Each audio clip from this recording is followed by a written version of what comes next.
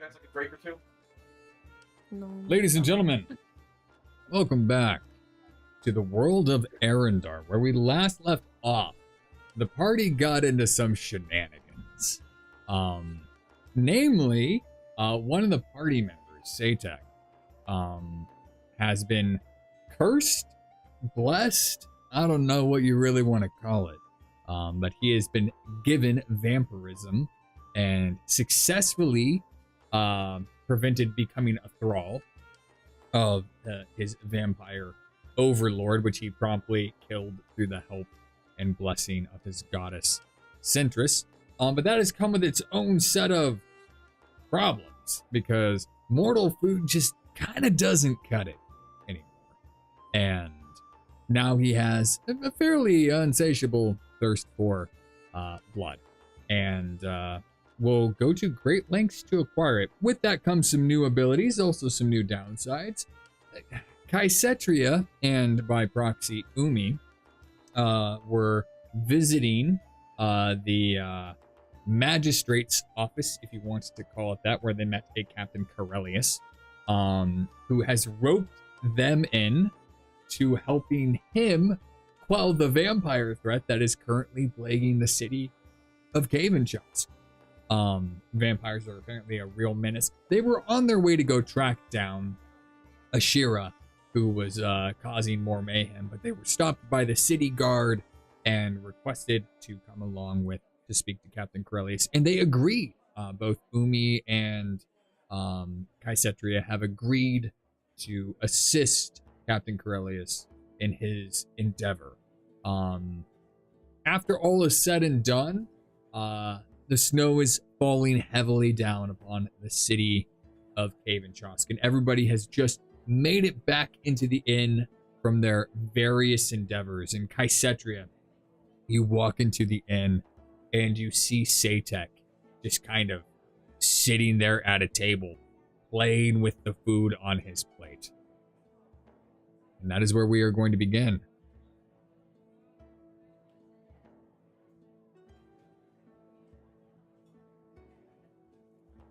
Strong, no appetite. Can't imagine why. I'm just gonna keep my mouth shut for the moment. Yeah, because if you open your mouth, fucking 2 points, yes, fangs are going to be peeking up. Yeah, so she just kind of gives you a side eye. In Kaisetria, Satek just glances at you, raises an eyebrow very slightly, and just goes back to pushing mashed potatoes around a plate with his fork.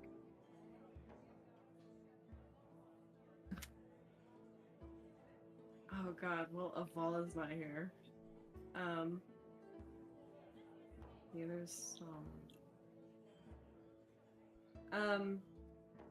well, I've cut a deal with the captain, the guard captain, that, in order for them to waive the charges of, the city's property destruction that our stupid little gnome did, we get to eradicate some vampires.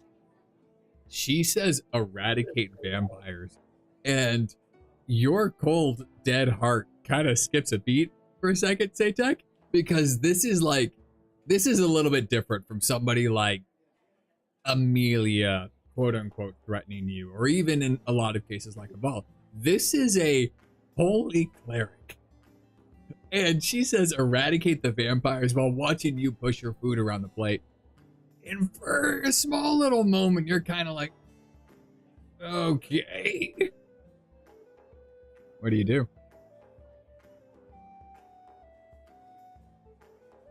I'm going to, I'll just kind of side-eye Kaisetria a little bit without, blatantly revealing my face, and I'll say, all right, I'm game. And I just kind of mutter it. I believe that we got a little bit of information from Corellius, right? Yes, you did. You know that the vampiric problem has been part of kind of the underbelly of Caventrosk for quite some time. Corellius wasn't too specific with a lot of his details, but he has mentioned things like kidnappings, finding bodies, like drained of blood in alleyways, which you weren't necessarily a huge part of this, but for the rest of the party members that saw like the orphan kids on the street, you can see how there's a lot of easy targets in Cave and Shosk. Cave and Shosk is, for a bit of a visual for you guys, because the map doesn't really do it justice. Cave and Shosk is very much kind of a city on a hill style design. There is the kind of the more that you go towards the center, like that throne in the middle of the city is one of the highest points, not just because the throne is massive, but because the ground kind of slopes up towards it. So anything out in the outskirts, all that filth kind of washes downhill. And so Corellius had described how through a lot of the city's underbelly, sewers, caves, there had been a lot of bodies found, a lot of kidnappings had been reported. And while Satek doesn't know this, it very much mirrors Satek's own experience of getting whacked over the head and ending up in a cave.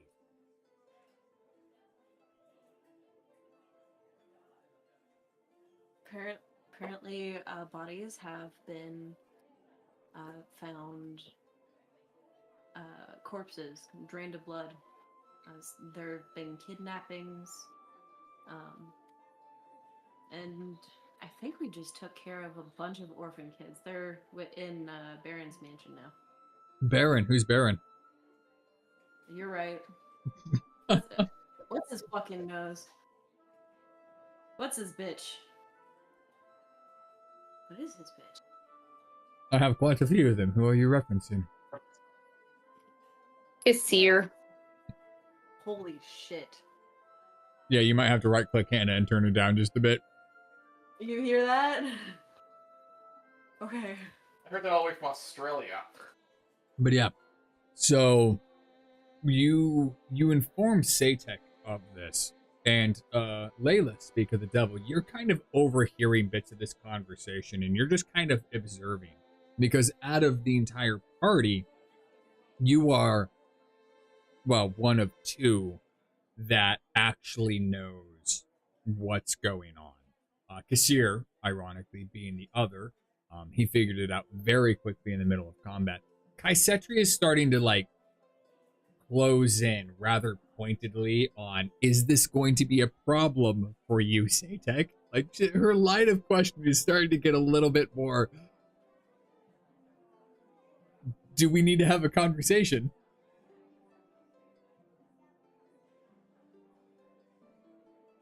No, I don't have a problem with it.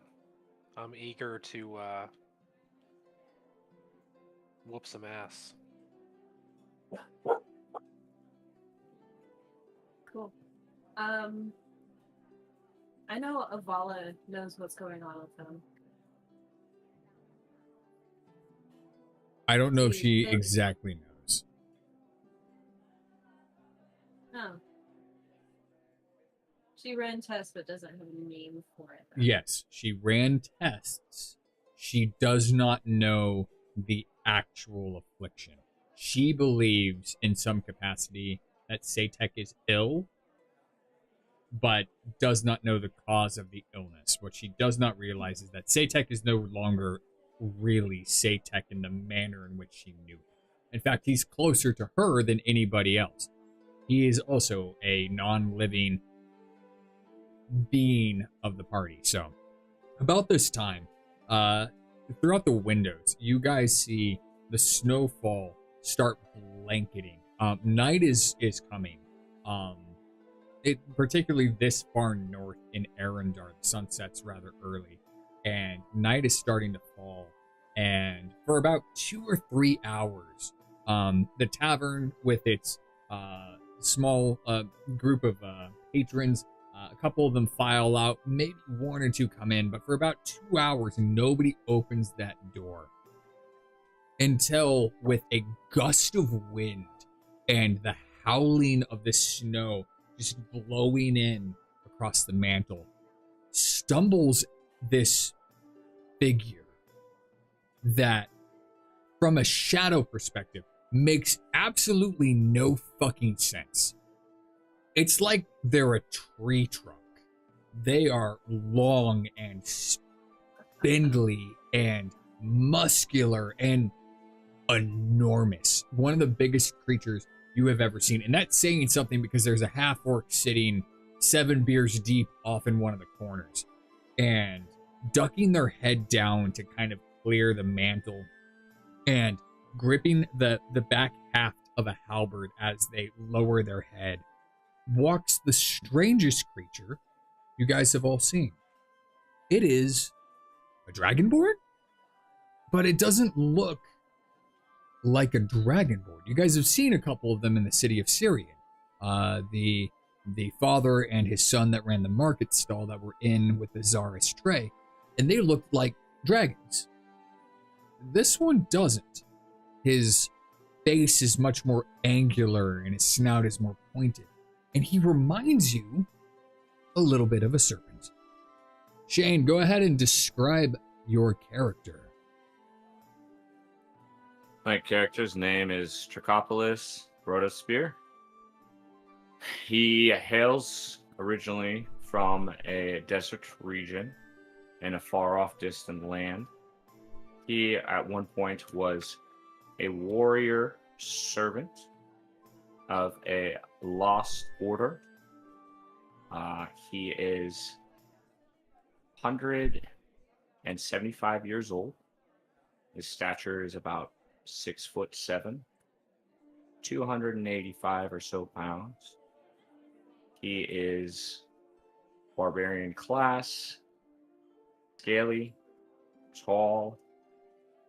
He served his order with some dignity and respect, and he fought well and brave.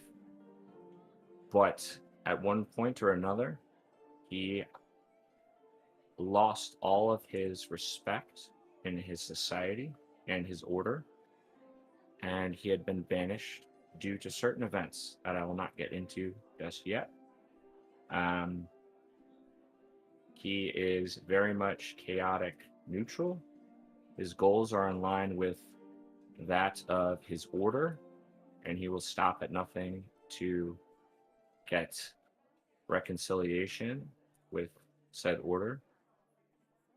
He is very much out for himself, but he's also noble in some of his ways, but he can also be very vulgar and very much a don't think, swing axe type of mentality when it comes to how he travels through the land and conducts his business.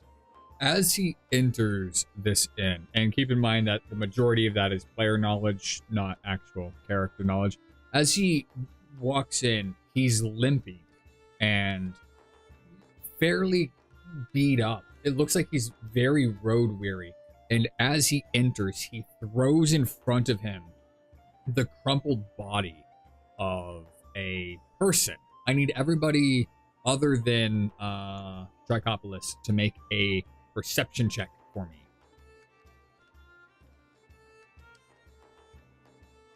Oh, hell yeah.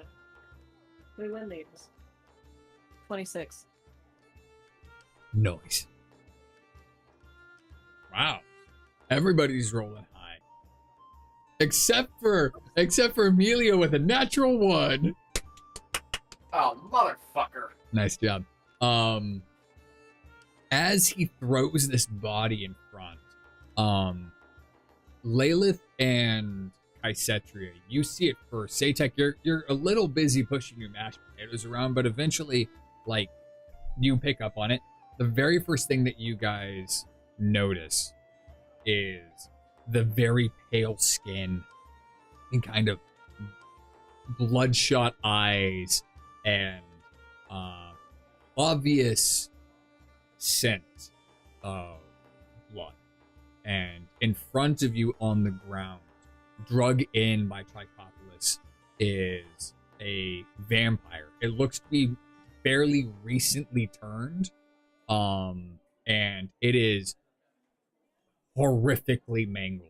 If not for the fact that its face is curled into this death snarl, you would almost not be able to recognize at one time that this is a human. It is obliterated by something blunt and sharp, or large and sharp.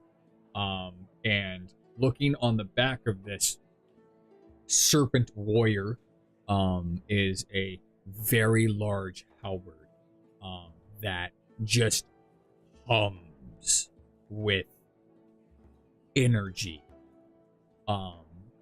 And he, without ceremony, steps over the body that he just threw in, sits down at the bar, and just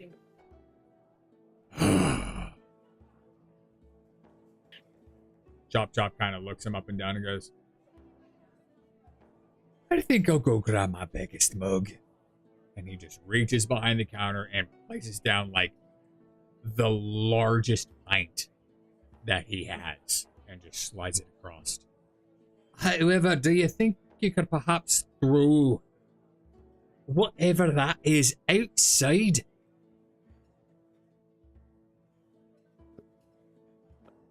That is an abomination. Why and what did that come from? And who are you? I'm the bartender. What do you... What? He like looks up. Have you never been in sight of a tavern before? He's lucky. That's so fucking. Where I come from, such things do not exist. You don't have alcohol? There's Chop Chop alcohol looked plenty. like he looks aghast. You don't have... Everyone, do you hear this? No alcohol. God, what is the world? And he looks at you and goes, actually, where are you from? And try as you might, you have no fucking idea. It was so certain in your mind of where I come from, we don't have this. And then you stop and think about it and you go, wait a minute. Where actually am I from? I don't remember anything of my home. I know my name. I know the god that I serve. I know the class that I am. But I don't remember the names of my parents. I don't remember the name of my country. And that immediate influx of trepidation at the lack of knowledge that you actually have kind of takes you back a little bit, and you just silently reach forward and you drain this entire plant. But Satek, for you see this monster of an individual throwing the quite decimated body of a newly turned vampire on the ground and then stepping over it as if it was nothing, and then just drinking from this flagon. And there's a bit of a recognition in your eyes at the efficiency at which this person dispatched of this vampire. But he doesn't look like he's a part of an order, per se. He's not a paladin. He doesn't look like he bears the sigil of Havenchas.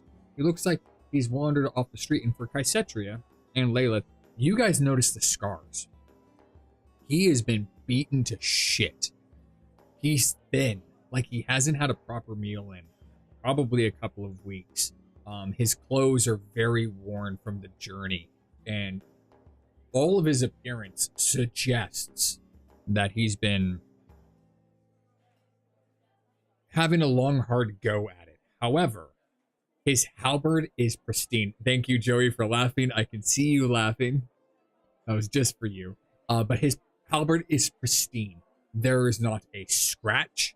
There is not any signs of damage to it. There's not even a hint of blood left on the blade. And Layla, for you, the feeling is comforting. Kaisetria, for you, it's not so much. It hums with this energy that kind of makes you curious.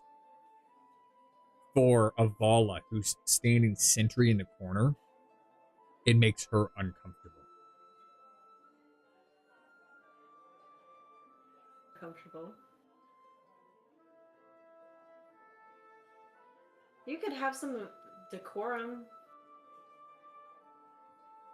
He You started our job for us. Look at him. you look over, you hear you could have some decorum, and you turn your head and you look right over her fucking head.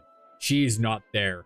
And then you crane your neck down, and there is a golden-haired cleric with a shield and a flail who's looking up at you, like her head is completely craned all the way backwards in order to meet your gaze, and her hands are kind of on her hips, and she's like, you could have some decorum. What order do you serve, being? What am I supposed to say, Jesus? Jesus. His manner of What speaking god makes no you serve? sense. He's talking almost as if giving an ancient edict. It's not a very conversational style of speech. It's very much like the military. This thought pops in your mind. You just spoke with Captain Corellius and how he gave orders and how he conversed with his subordinates. This is really similar.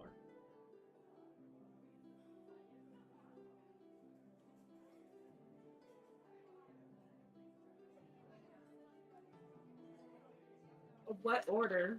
I serve Quran. You don't recognize the name of this Theron.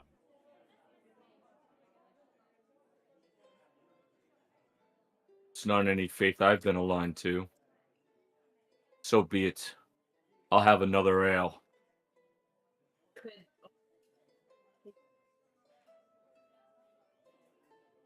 I've dispatched of yes. that work myself.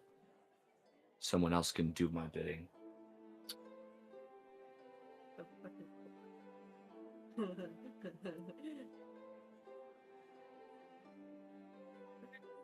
Well, you could at least turn and look at it, see what you've done and what you refuse to do.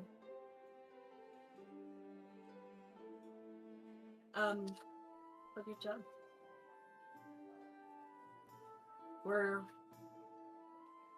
We know that there's an issue with this kind of creature. That abhorrent abomination. Mm-hmm. Every time he says abhorrent abomination, Satek, or David personally, the anime scenes where somebody calls them weak or some shit, and that the sign gets stuck in their fucking back. That's kind of what it feels like. Yep. Abhorrent abomination, unholy relic of the past. All these things just stick in Satek, and you just Kaisetri, you can feel the brooding from the table as Satek is now scraping his fork against his plate, pushing mashed potatoes.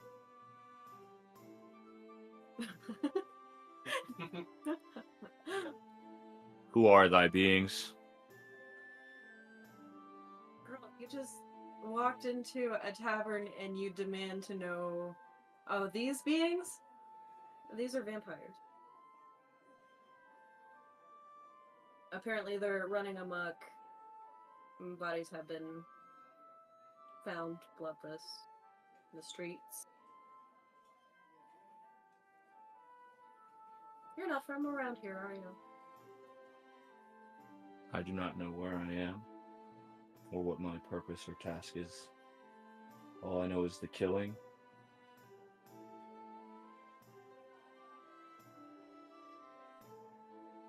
And whatever's in that glass of ale. Oh, you don't know what alcohol is. Do you, with your snake tongue, you sip it with your... He sips it with his snake tongue to start, and then he unhinges his jaw and downs the pint. It is both incredible and mortifying at the same time, because he unhinges it in such a way that looks like he could swallow a person whole. Yeah, that's terrifying. It's very dainty to start, and then absolutely horrific to finish. Yeah. the jaw just opens like the maw of the abyss. So, Quite literally. You good? You okay? Can you have that? Is that like? I mean, it's poison, but. in fact, on that note, you've chugged 2 of these pints. I need you to make a Constitution saving throw for me. So, open up your character sheet. You can tap C to do so, or double click it, and then at the very top, it'll say Strength, Dex, Con, and then you're going to click Save.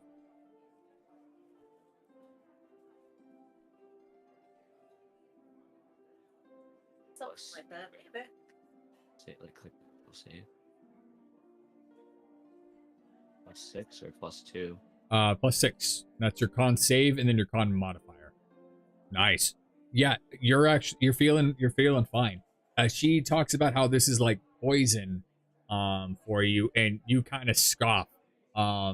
This amber liquid is surely not poison. In fact, it has this like nutty, light flavor to it. How could it possibly be poisonous? She doesn't know what she's talking about. Okay. Being this is nothing but fuel for the body. Oh God. Spoken like a true Marine.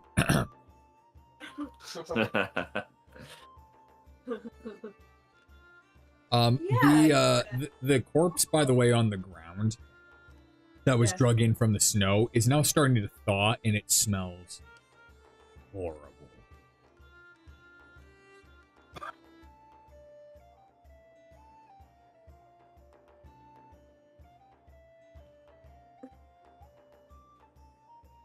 What? Are you not strong enough to take it out yourself?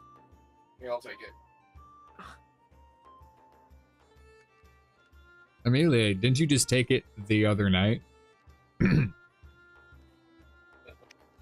But as this cleric is questioning your strength and honor, this tiny elf with a bow walks up, grabs it by the collar, and like 2-hand drags it backwards out the door. Amelia, you just make it outside when a guard walks up with your hands all over a body. Oi! God. You there! What do you think you... Oh my gods! That's Lilith! What the fuck have you done? And he pulls out a weapon on you, Amelia, and holds it up against you. You're going to explain what happened right now, or I stick you like a pig. Hey, take it easy, buddy. So I didn't get that far. I mean, I know how this looks, but my hands are clean here. Your hands are currently covered in blood. I need you to make a persuasion check at disadvantage for me, please. Persuasion, case plus. Yep, and then you're gonna hold left control while you click it.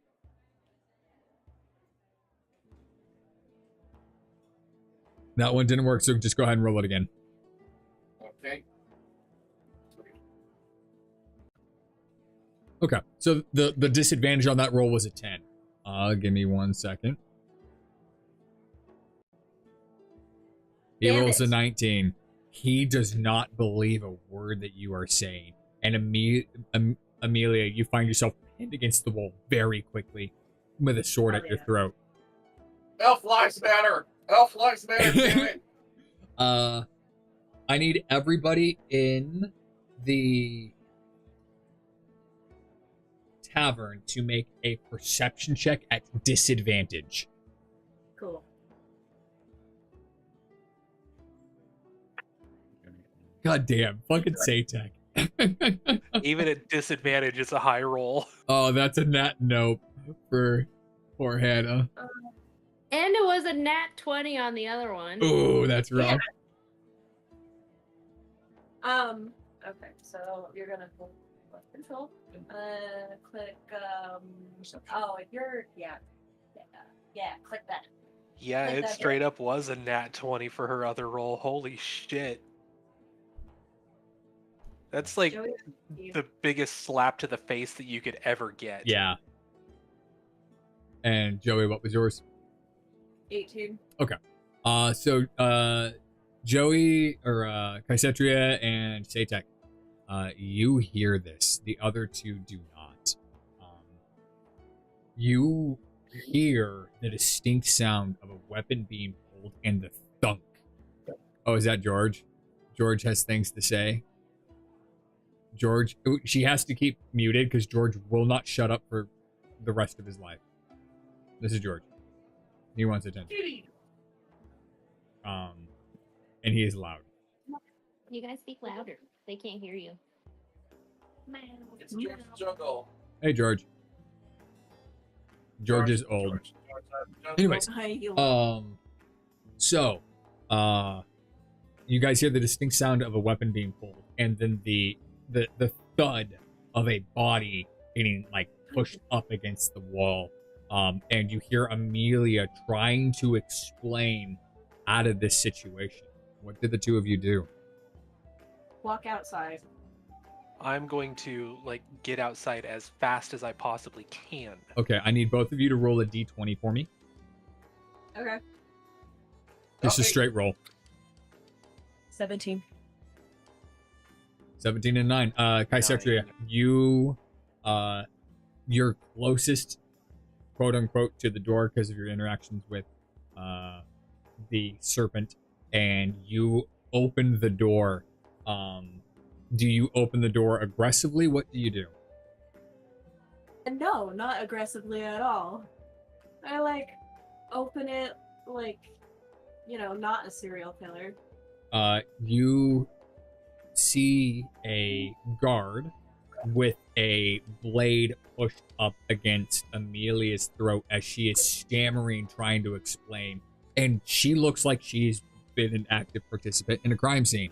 Because as she was dragging this body out, she's small. She doesn't have the strength required to like lift it. And so she is covered in blood and guts, and it looks like she jacked the Ripper. Boys, are you going to kill and then ask questions? Or are you going to come inside and maybe meet some witnesses? Because you need to release her. Make a persuasion check at disadvantage because Amelia failed. Okay.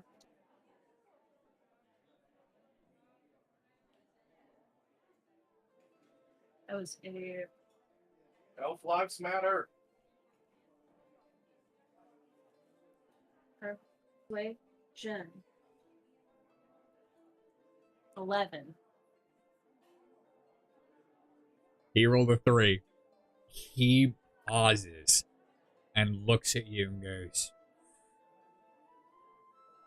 "No, fine. I've got my eye on you, Pointy." Yeah. Can't you tell it's a vampire? He immediately draws his weapon back out. "Oh, this is once a vampire!" It's dead. The corpse, you moron. Zatek has made it to the door. Oh, that's so funny. He turns and looks at you, and for the first time, you guys notice his species. He is a human. It is dark as fuck. There's no moon out. It is a blizzard. He can't see. So all he is able to see in that moment through the light of the tavern door opening was Amelia dragging out a body. And so he like squints and then, "Oh, bastard, I really should have learned that light magic. Who's that speaking from the door?" It's a customer of the tavern. He's with me. Do you It's the have beast anything- under your bed. Oh yeah, he's a spooky bitch. Do you have any place to just toss this corpse? You say beast under your bed, and he goes, "Oh, Clarence? Oh, wait, sorry, no, wrong person. Blimey, it's fucking cold outside. I've got my eye on you, Pointy. You make a single move for that bow, I won't hesitate to gut you. Now let's go inside, talk to the innkeep, see if your story corroborates. And if it doesn't, well then, you're all getting hauled down to the clink." Elias already has his eye on us. Amelia, you go to move towards the door slowly, And he immediately whips out his sword again. He goes, oi, oi, oi. Careful now. Wouldn't want you to hurt yourself. And he like prods you in the back with his sword. Hey, I just got pegged. I just got pegged last night. I don't need to get pegged again twice in a row. I wouldn't want her to get hurt either. He ushers you guys all inside. Give me 1 second while I'm moving Brotocop to here. I need a Satan. I need Kaisetria. I need Amelia. And I need the guard. Un momento, por favor, on the guard.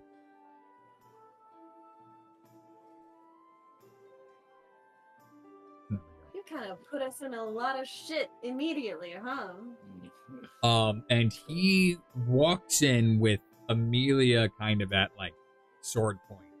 And then like looks down at the ground and leading to where this serpent dragonborn is sitting is a smeared trail of like blood and ice and water, and it is very clear and obvious that this body was in the tavern.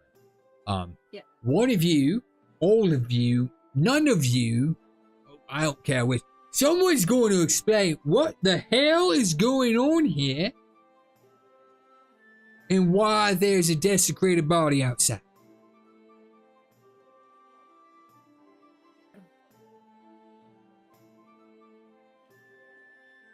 What questions are you demanding that I answer? He like looks from you three and then like looks ahead and then does the same neck crane thing that Kaisetria had to do. Who the? And he pauses. What the fuck are you?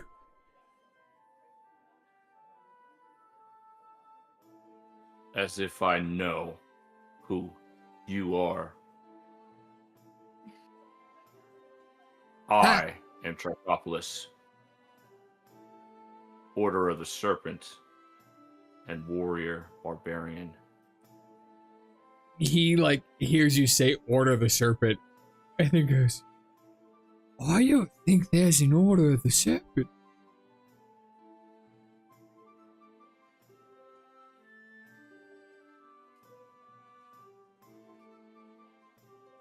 Well, Phoenix, but or serpent. order a point of inspiration for Michael. That's funny as shit. That's funny as shit. Order fucking Phoenix. Hang on, there you go. Oh, okay. I just gave you a point of inspiration. Thank you. I am still very much lost on where I am Huh. and what I am. Oh. Simply here to fight. Listen, all I'm trying to get to the bottom of is why was Pointy over here dragging a body out of a tavern covered in blood? He brought it in. Who brought it in?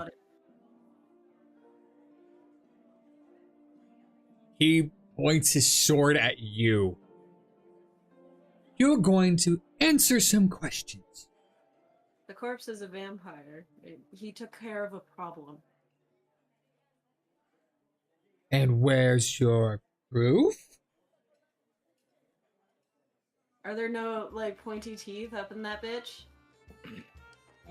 Once again, the dude is human. And it was dark outside. He didn't bring the body back in with him. Why would he do that? Like, why would you drag the body back inside the fucking tavern? And he goes, how the hell would I know that? I stumbled upon what I believe is an active crime scene. And everyone's giving me the runaround. So far, the one with literal blood on their hands is the pointy one. keep making those snide remarks, and this will be an active crime scene. Oh, That abomination. He's so fucking for real. did someone get their knickers in a twist? Yeah, it's just him. He's had a rough go within the past few days. That abomination attacked me on the road into this village. That Huge set. abomination is Laylette. She's been missing for 4 days. Surely, if you guys are the adventurers you appear to be, you would have noticed the posters all over the city. Serious, and don't call us Shirley. Okay, the distraction needs to leave because now I've lost the entire plot of the story. George getting to Betty Scrooge's. Oh, Minus being an ass. oh, is it cute? Is it cute? Give me attention too, please. But Zaytek, you pop off, and this guard looks pointedly at you, and then in the light of like the tavern, give me a second. Damn. He squints at you. Wait a moment. Clara, you said that one was a vampire, right? The corpse is a vampire. Yes, I understand that. And he turns his blade towards you, Satek. It seems like you've got another one. And right as he goes to swing at you, Satek, from out of nowhere. Maybe one moment. Un momento, por favor. Okay. Just takes a small.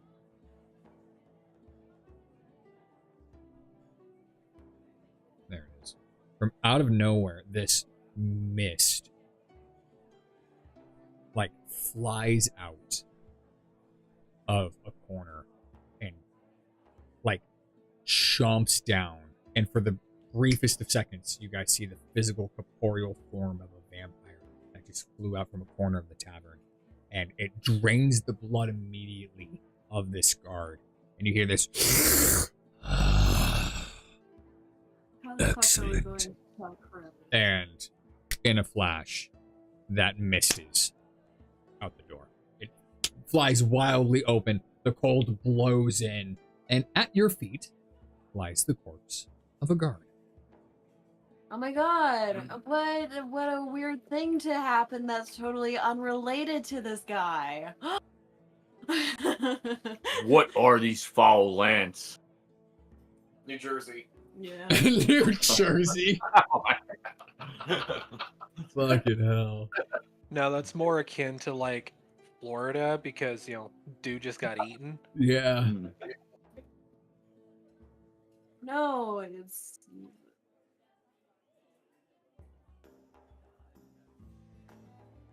yes, we have 2 ones to take care of.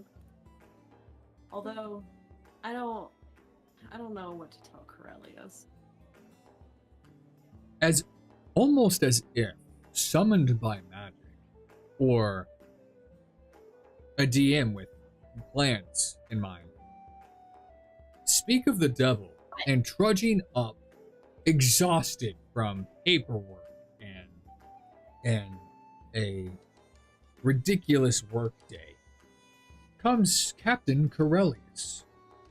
He has his helmet in his hand. His shield is slung over his back. He does still have a hand on his sword, because it's dark. But this human man is walking up towards the tavern. But the very first thing that you notice is that his sword is blessed with light, and he is using it kind of like a makeshift torch to navigate his way through the storm. But he is trudging, and you can tell by his pace and by his gait, he's exhausted. And he, like, opens the tavern door and takes one look down and goes, "Oh, fuck. Okay." And he just Back in reaches your office. into like a small inner pocket and pulls out a notepad. "What happened?" No, take a seat first.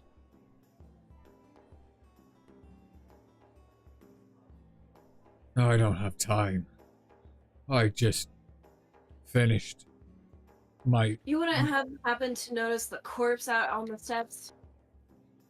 corpse. There's a second one? Gods." The fucking vampire corpse. I slayed that beast on my way into this. And he looks you up and down. And he's actually surprisingly tall. Most of the people, for those unaware, Trichopolis is closing in on 7 feet. Captain Corellius is a good 6'4". Like, you still got him by a couple of inches for sure, but he's one of the taller people that you have met. Particularly compared to the cleric and the absolutely tiny elf that drug the body out. But he looks you up and down and goes, "Well then, I thank you for your service. Your name?" I know my name. My name is Trichopolis. "Well, I'm glad that you know your name." Oh, okay, well then. Kaisetria, we spoke not 4 hours ago. I know. Care to explain Yeah. what the fuck is going on then? Yeah, he dragged a body into the tavern. Amelia here dragged the body out of the tavern. And your guards, threatened Your you. racist guard. Yeah, your racist guard threatened her. And, we went inside. Do some investigation, I suppose. Maybe even take a look at the corpse to verify that it's a vampire. You know how it goes. Okay, I understand all of that. Why the fuck is he dead on the ground then? If one of you attacked a guard, there's nothing I can do. You will have to come with me back down to the jail. Something just flew in, killed him, and then left. He turns and looks. Kaisetri, I thought you said you were traveling with Umi, wherever she is. Are these... Oh yeah, there's like a whole bunch of us. What? Wonderful. You said something flew out of the corner. Can you describe to me what it was? Was it an arrow? Was it a bolt? Was it like a fireball? Like, I'm sure you can look at the corpse and figure it out for yourself. Go sit down. Way ahead of you. he looks down at the corpse and just kind of like holds the bridge of his nose. Do you want to explain to me, Kaisetria, just humor old captain for a brief moment, why the fuck a god in broad tavern light, populated, was attacked by a vampire in the presence of a cleric?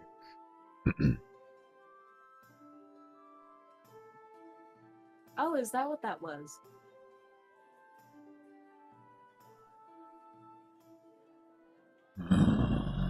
It didn't have a shape, did it?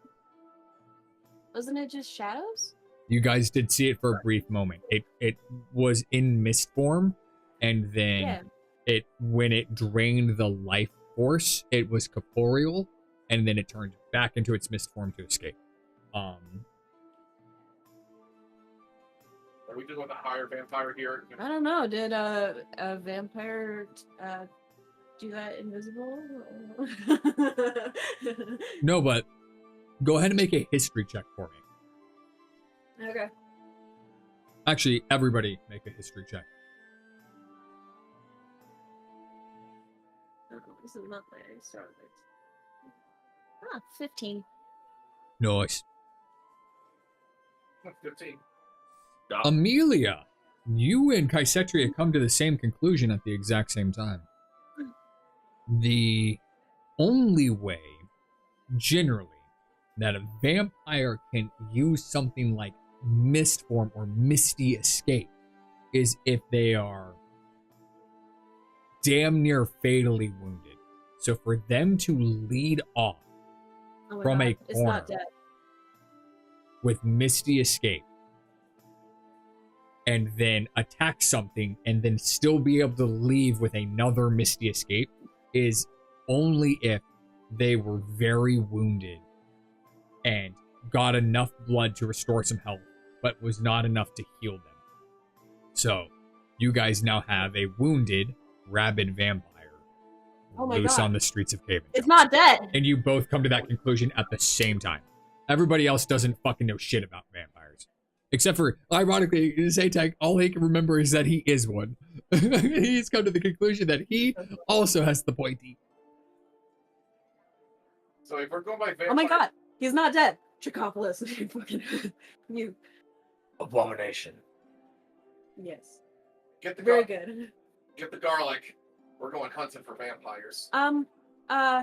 Okay, so Corellius, maybe it wasn't a corpse, maybe it was a very, very, very wounded vampire and can only do that.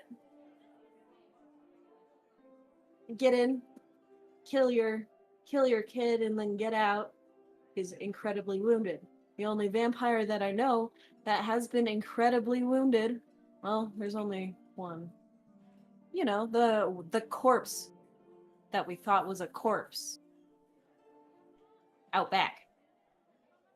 How does it defy living? How do Kaisetria, you be honest with me. When you and Umi It's rather we volunteered, gotta fuck it up. no, this is very important. When you volunteered to help wipe out vampires, do you have any fucking experience with vampires? Now I do. Oh, fucking hell. And he just grabs the guard and he like looks down and goes, oh, I think this might have been God W or something. I don't know. He signed up last week. He was a bit of a fucking twat. I apologize on behalf of the Cave and Trust guard that he was a racist asshat. And he just chucks him out the door. I will have oh, what's his fucking name? The bring out your dead guy. I will have him, you, Satek, you hear off the distance, bring out your dead! Where's my shovel? Corpse collector, corpse cart. Do you know who the vampire was? Oh, This girl said that he recognized her. did he give you a name? Oh God, he totally did. Make a history check for me. Damn it. Here. What? Oh. Neither of you remember the name of the girl. I mean, she, If somebody else wants to roll I'd like for to it, they throw can. my ring in that hat. Yeah, throw your ring in that hat. Likewise. Actually, I think her name was Laylit. It was Laylette, yes. perfect. No. Satek goes, oh, I think it was Laylette. And you just see Captain Corellius' face, like, turn ashen. Oh, gods. And he gestures at Chop Chop, and Chop Chop, without a word, slides him an ale. And he downs it, slams it on the table, and just holds his, like, head in his hands. Laylette Verminsk, daughter of Count Verminsk. went missing 3 days ago after attending a ball that one of the nobility is holding. They were brought in for questioning, but no one had been able to see hide nor hair of her. It is believed that she was kidnapped on her way back home from the ball. Well, she's still out there. As an She's just in the abomination. form of a vampire. That's still out there. Yes. That was just here. That is worse than dying. To become a vampire is an existence I would not wish upon my mortalest of enemies. It is an excruciating process. Do you know how you become a vampire? It's not, oh, get bit on the neck and so lovey-dovey and... No. Oh, yeah. They strap you down.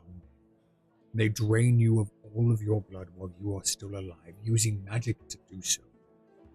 And as your heart beats its last, you are forced to consume the blood of a greater vampire, at which point you are made a thrall.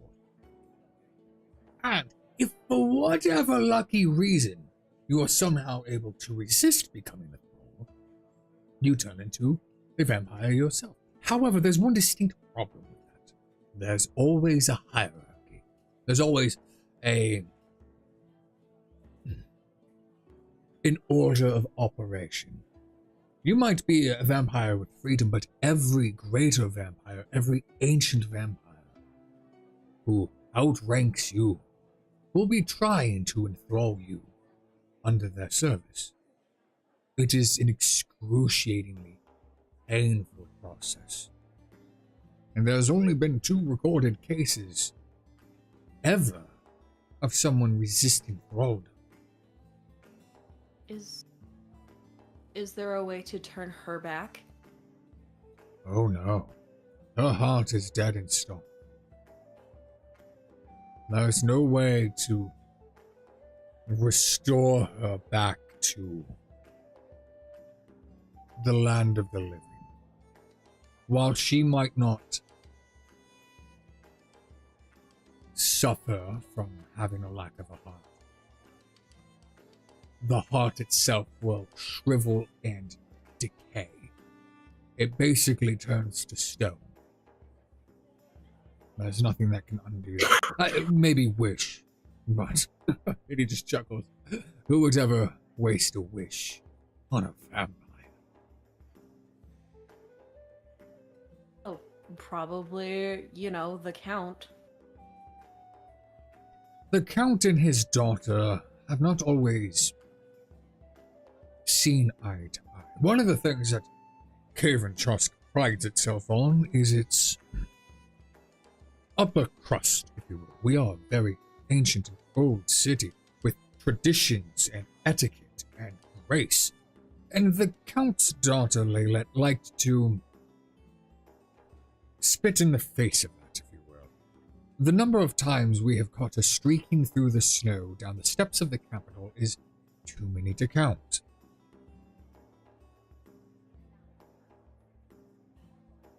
So, while I'm sure that he bemoans the loss of his daughter, we have suspected that she was dead ever since her kidnapping. That's the way that it goes. Unfortunately, we do not have the manpower nor the intel to track down every ruffian out there, as much as I wish that we did. But the presumption already was that she was dead. The family has said their goodbyes. Not that they don't grieve, but 'tis the nature of such things. To inform him now that his daughter is, no, actually she's technically alive, but she just sucks blood and murders people, a little bit cruel. Hate to cause a scandal within the noble community of the No, city. that's not much about a scandal, actually. In fact, Cave and Joss had quite a few vampire royal families back in the day.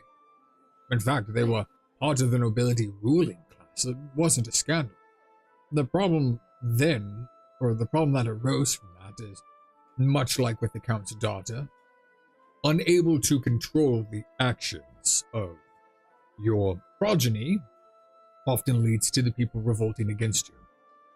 We had surmised that the vampire menace had been dealt with, 300-400 years ago. It's really only been within the last 2 or so years that we have noticed a significant uptick in more brazen activity.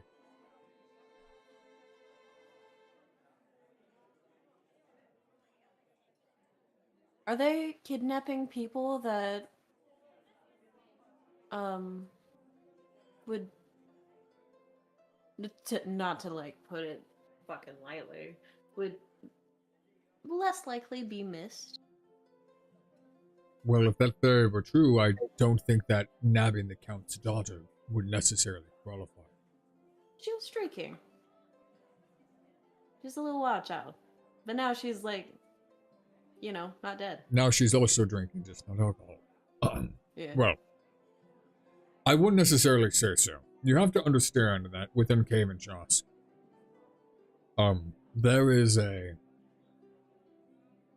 almost crampedness to the city. There's a lot of back alleys, orphans,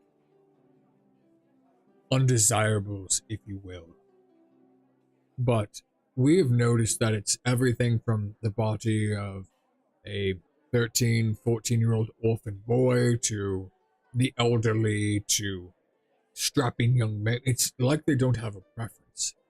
It's basically right place, right time. One of the things that has cropped up more recently that wasn't the case when we observed these upticks within the last couple of years is it's much more in the, I wouldn't even necessarily say well-off parts of Cave and Joss, but more of the upper crust, if you will. Less beggars, more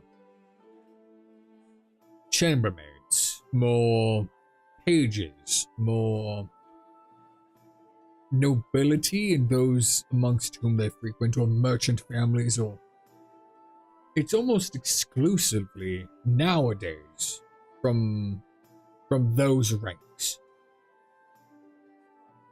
We will get the occasional beggar here and there, but not near as common.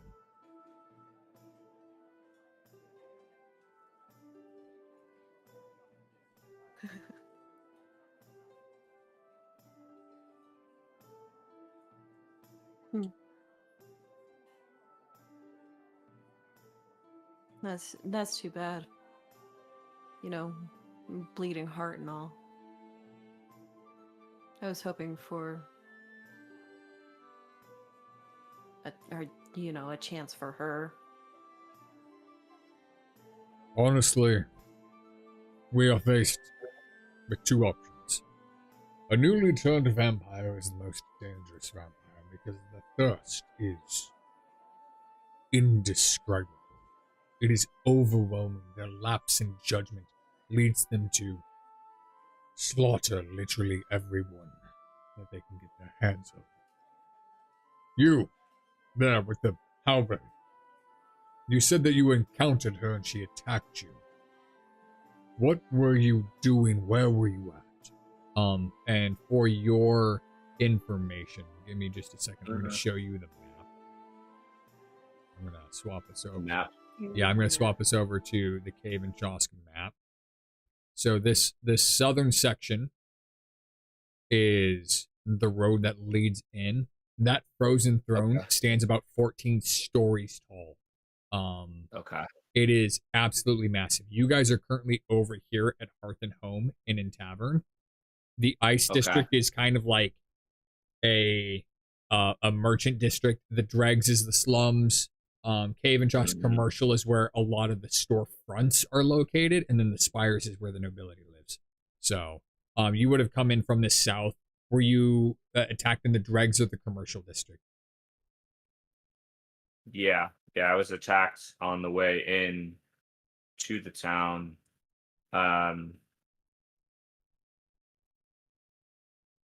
So I mean, answering the as my character. I was attacked in to this village after travel for multiple days. Do not know where it is I come, but I was relentlessly attacked for seemingly no reason. Was it? Is he injured at all? Oh yes, well, I mean, I need to update his health. He not only is he injured, he's thin as a rail. Like he's still muscular, but bro hasn't eaten. And the way he's speaking is very like halting. And Kaisetri, you look at him and you go, "Oh damn, he dumb. Oh no, he dumb." And the snake tongue combined with the physiology combined with barbarian means it's like talking to a fucking stump. I can't take in another rehabilitation patient. However,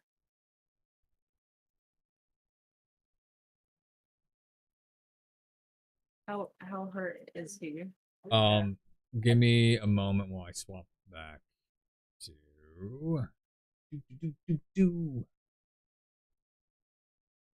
back to the tavern. There we go. He is. I need to manually update his health. We'll say that out of his 104 hit points, he is down 70 of them. Damn. Well, he's pretty injured. But part of that is road travel, and he's just had no healer, and he doesn't know anyone, and I mean, fighting a vampire is no fucking joke. Yeah. But Yeah, so not at all. and I mean, I've been on the road for several days and Captain still don't know. Crowley's And this is the first sign of civilization that I got. So Captain Crowley's once again looks at you and goes, "Was it inside or outside of city limits?"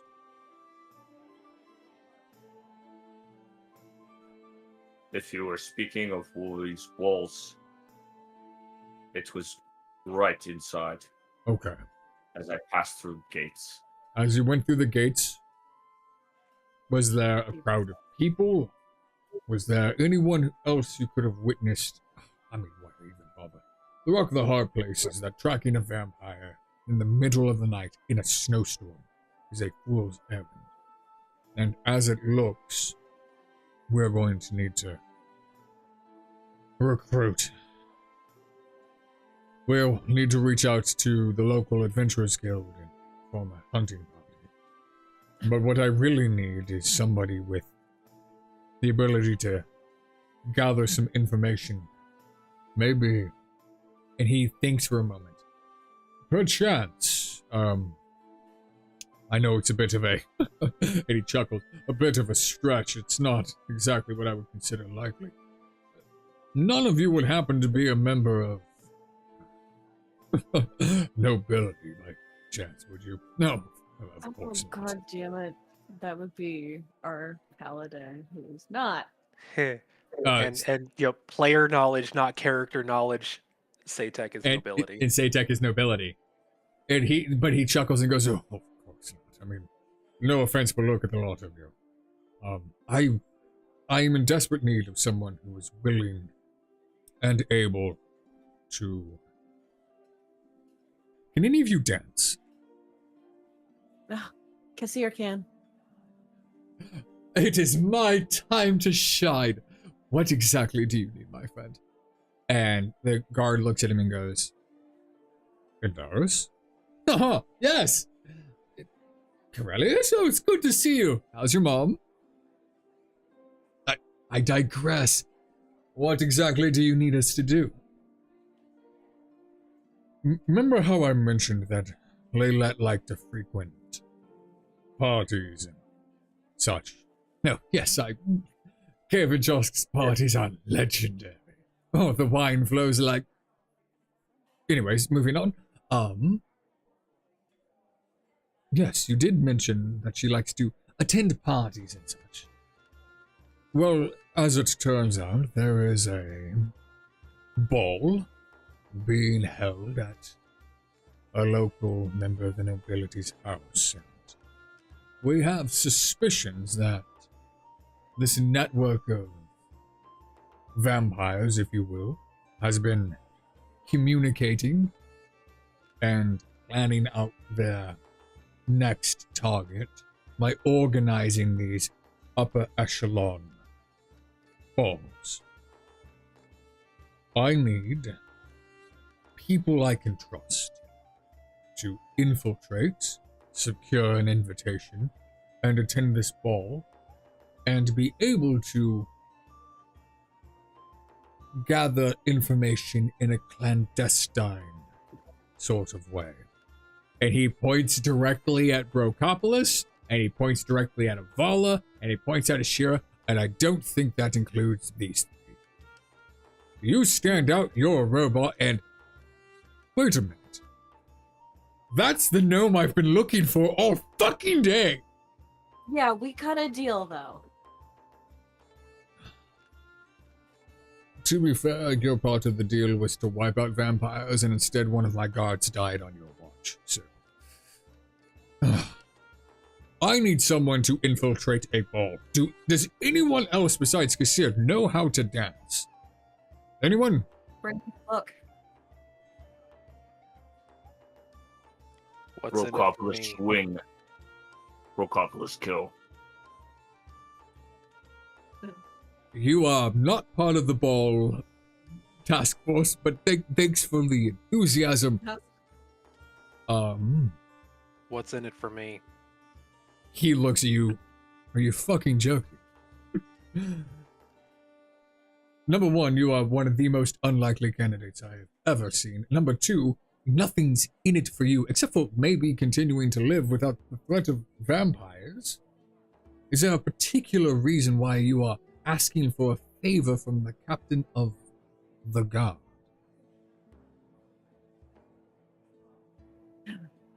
I can pull it off. I want the vampires dead.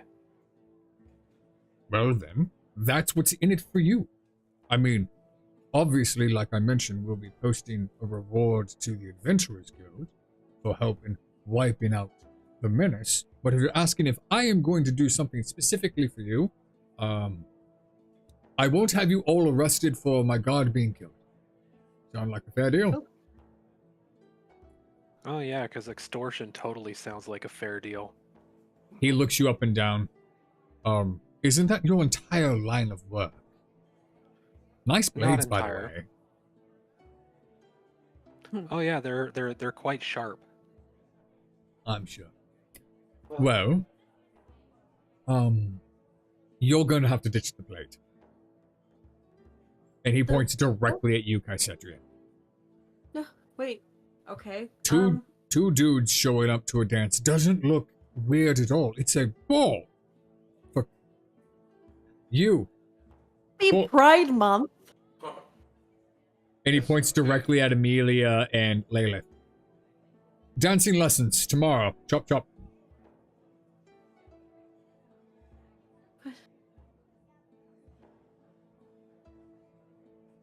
Who's the armor? Unless you're Where the going to be armor- dancing in plate mail. He hands you That would a not be a wise idea. he hands you a slip of paper. This is my personal tailor. Him and his wife own a shop in Caventross. They will make sure that you are outfitted.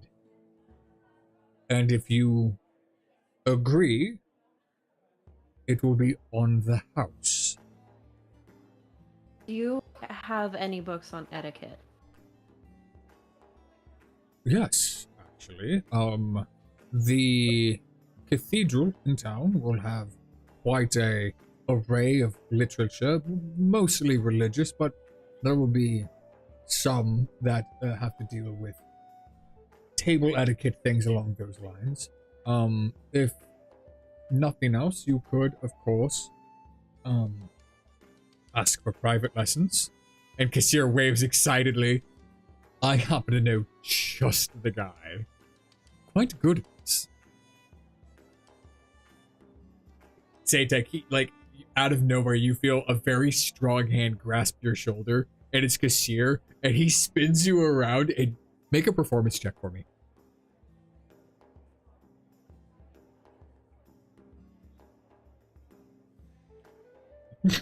Oh, I thought, because I was like, oh, his charisma 5. You managed not to stumble and kill yourself, but it catches you off guard, and you see Kassir kind of smirking, and like laughing under his breath, and then he goes, "I thought you were a bit lighter on your feet there, Sadak." When I'm expecting it, I can be exceptionally light on my feet. The fact that you weren't expecting it is actually the most surprising little tidbit of this. So, I need a team of 4 plus... Oh, no. We might need a team of 5 or 6. Well, Kassir, you're obviously one. I got you. Don't worry about it. I will, almost against my better judgment, I will choose to believe in this one, and he gestures at Sadak.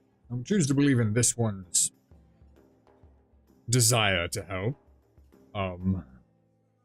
Can we just retcon it moving forward that I use acrobatics for dancing, because it very much is an acrobatic skill? It will be a performance check. You can do flourishes with acrobatics, absolutely, but dancing will be performance. You will have to be able to convince people on whether or not you know how to perform. And in addition to all of that, there will be opportunities to earn advantage depending upon the actions that you guys undertake. Well, these two, honestly, the gnome probably wouldn't work.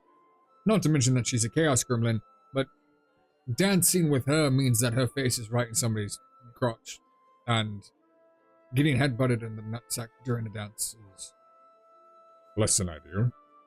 And he looks at you, Brokopolis, and he goes, "Unfortunately, you're clearly out." I wasn't asking.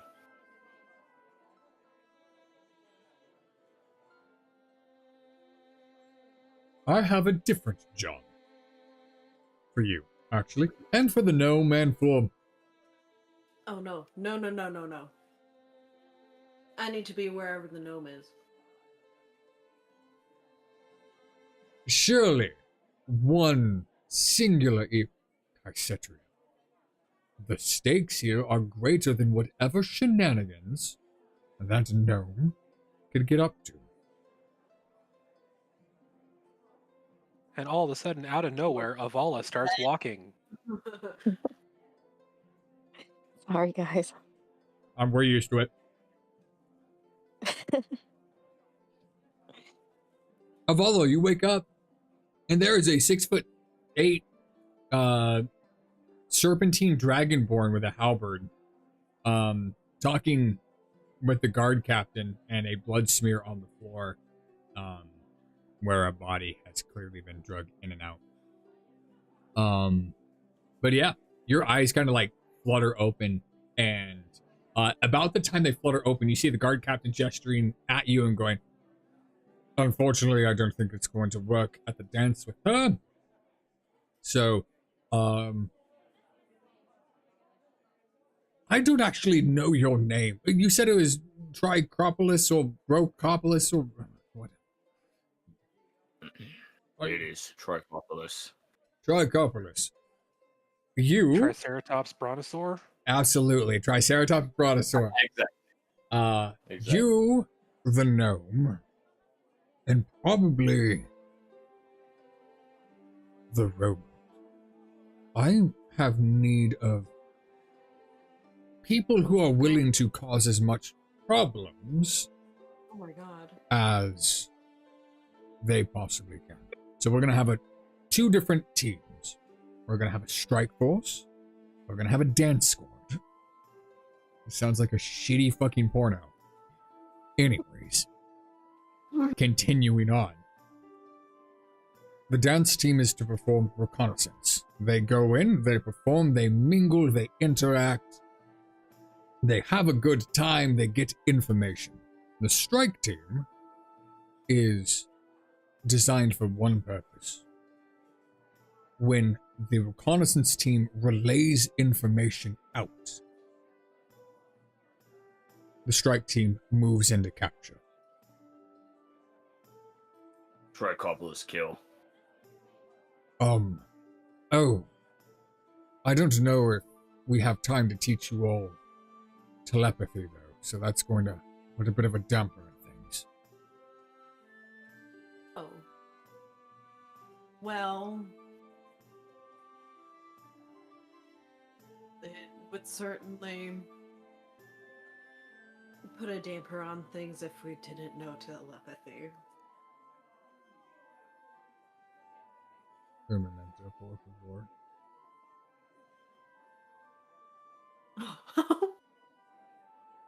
He looks at you and goes, uh-huh. And pray tell,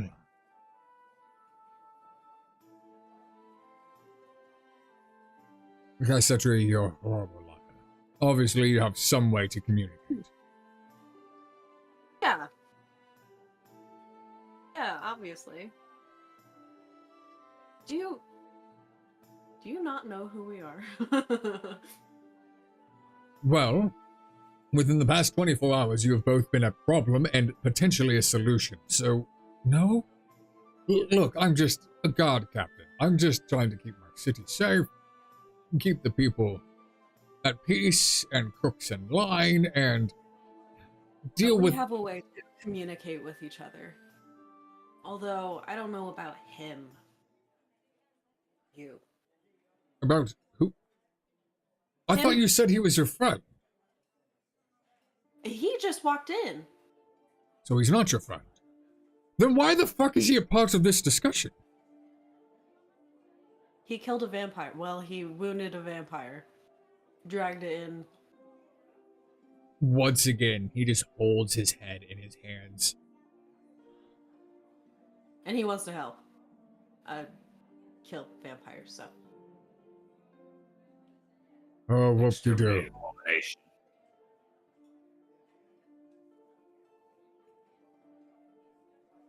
I will send a message to my tailor. They will be expecting you tomorrow. For those who do not know how to dance, you have two options. You can either have Cassia teach you, or you can attempt to go at it yourself. I would ask Cassia. What kind of dancing is Kassir going to teach us? Horizontal. It's by far my greatest skill. And out of nowhere, Kassir, like, horizontally. he like turns horizontal in midair and just vibrates. I'm quite good at it. Oh, is that how that works? Anyways, no. Formal, first Yeah. and foremost. The one I'm actually most worried about is it points to you, Amelia. Is Amelia. Now, light on her feet though she might be, dancing with her, or movement within the forest or as a ranger is quite a bit different from actually dancing. There's a certain flair, a certain elegance to performing that I have found most rangers to not have. She could be a wallflower. Yeah, I could be a wallflower. Oh, no. Not in the slightest, darling. If we go to the ball, all of you are dancing. It's going to be perfect. This is going to be like the worst episode of like Dance Moms. Kassir's. Kassir is the dance mom and you guys are all the fucking problem children. Yeah, we're all 4-year-olds. Well then, it looks like we have a bit of a plan. Corellius, are you certain you don't need any help tracking down that vampire? And he just waves a hand dismissively. It's not gonna do us any good tonight, to be entirely frank. Wandering out into a blizzard. Have you considered trying to bless the snow? You can make holy snow, because snow is water.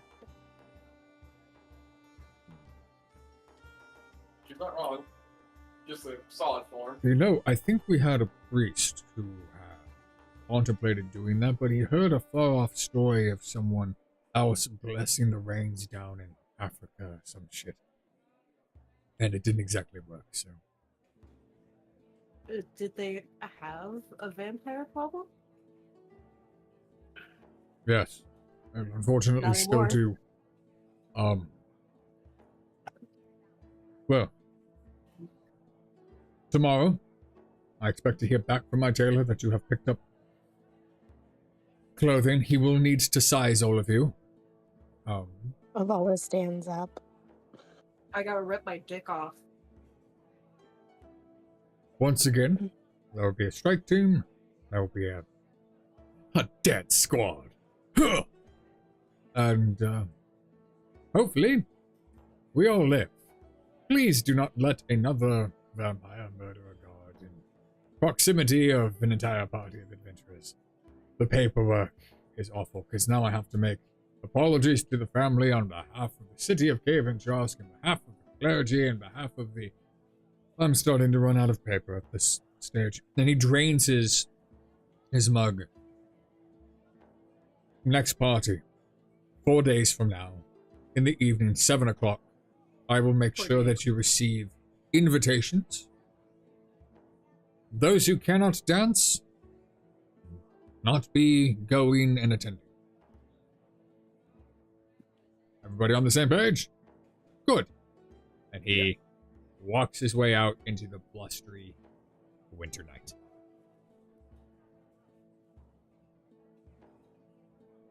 Yeah, I guess we're going to a ball then. Trichopolis protect tiny humans. Out of the entire party, what's so funny is Trichopolis is very, like, poignant in his statement. I will protect the tiny humans. There's not a single fucking human in the entire party. There's not one. There's Only no humans, huh? Yeah. He's very steadfast in protecting humans.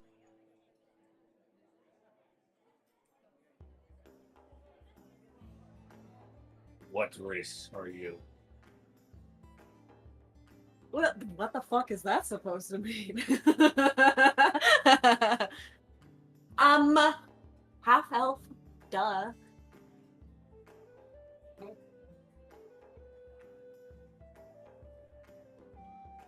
What the fuck are you? Well, judging by his skills, it looks like he's close to shedding. You're gonna shed yourself.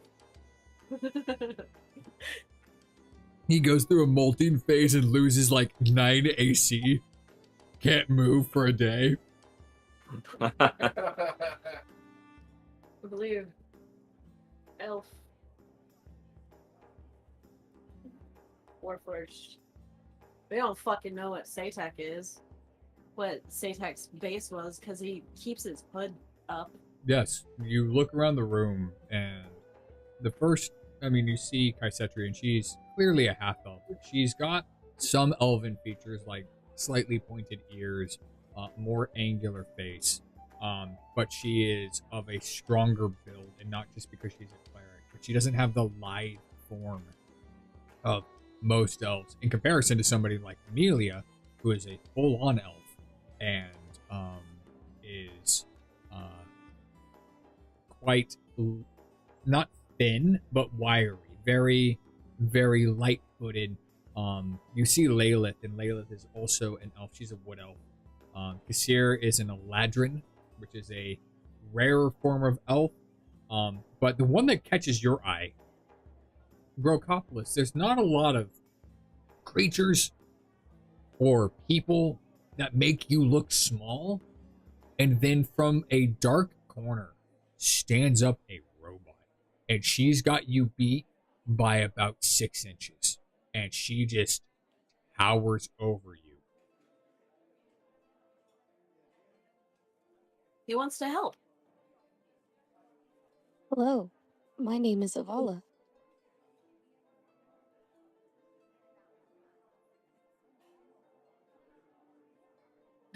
Seems to be a being of otherworldly. You seem to be a being of otherworldly. She's from here. I am neither tiny nor human. I am neither Yeah. tiny nor human. Truer words were never spoken. That little shit is tiny, but is not human. And from What another are you chair, beings doing here? from another chair, you see a dark-skinned, 2.5, maybe 3 foot tall creature with large ears poke out from behind a chair and wave excitedly at you. And that would be Song's character, Ashura. She is a deep gnome. She's a fucking problem. I look at Kythera. May I solve our problem now? And I charge my lightning hand. A problem. She points it in the direction of the gnome. Yeah. Oh. We can't. I'm glad the DM got it. Kaisetra, like you to- think about it for a really long minute. You know what? I say maybe. No. Maybe later. I I'm not power quite it sure down. what there is. You just gotta have to wait for it. Why hurt tiny being?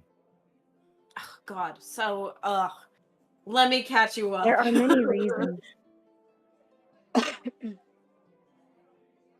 Havala just lists them one by one in her very, dry voice.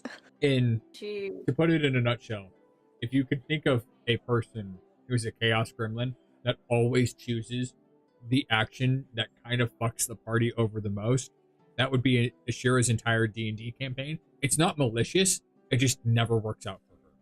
She stole the gold capstone off of a pyramid and that summoned a lich. She convinced said lich that he was her father and somehow rolled a nat 20 on her persuasion check, and then the and lich... she flooded the party. Yeah, and then the party started attacking her because she sided with a lich. She's done better, but she does dumb shit like, I want to go sliding down the throne, and she did, so. Yeah. She fell down a well. Mind you, this bitch is a druid. She could have turned into anything that flies or climbs, and instead just plummeted 60 feet down a fucking well and broke both of her legs. Had to heal herself. It was funny. It's been a wild ride. She is a klepto and loves shiny things. So, but yeah. But then Kassir points out Lilith and strikingly beautiful wood elf. She's got this silverish hair and no weapon that you can see. She's clothed in very simple robes. In stark contrast to Amelia, who's got leather armor on and a crystalline bow strung across her back. But yeah, that's basically the party as it stands. Well, it looks like quite a few of you are going to have to learn how to dance.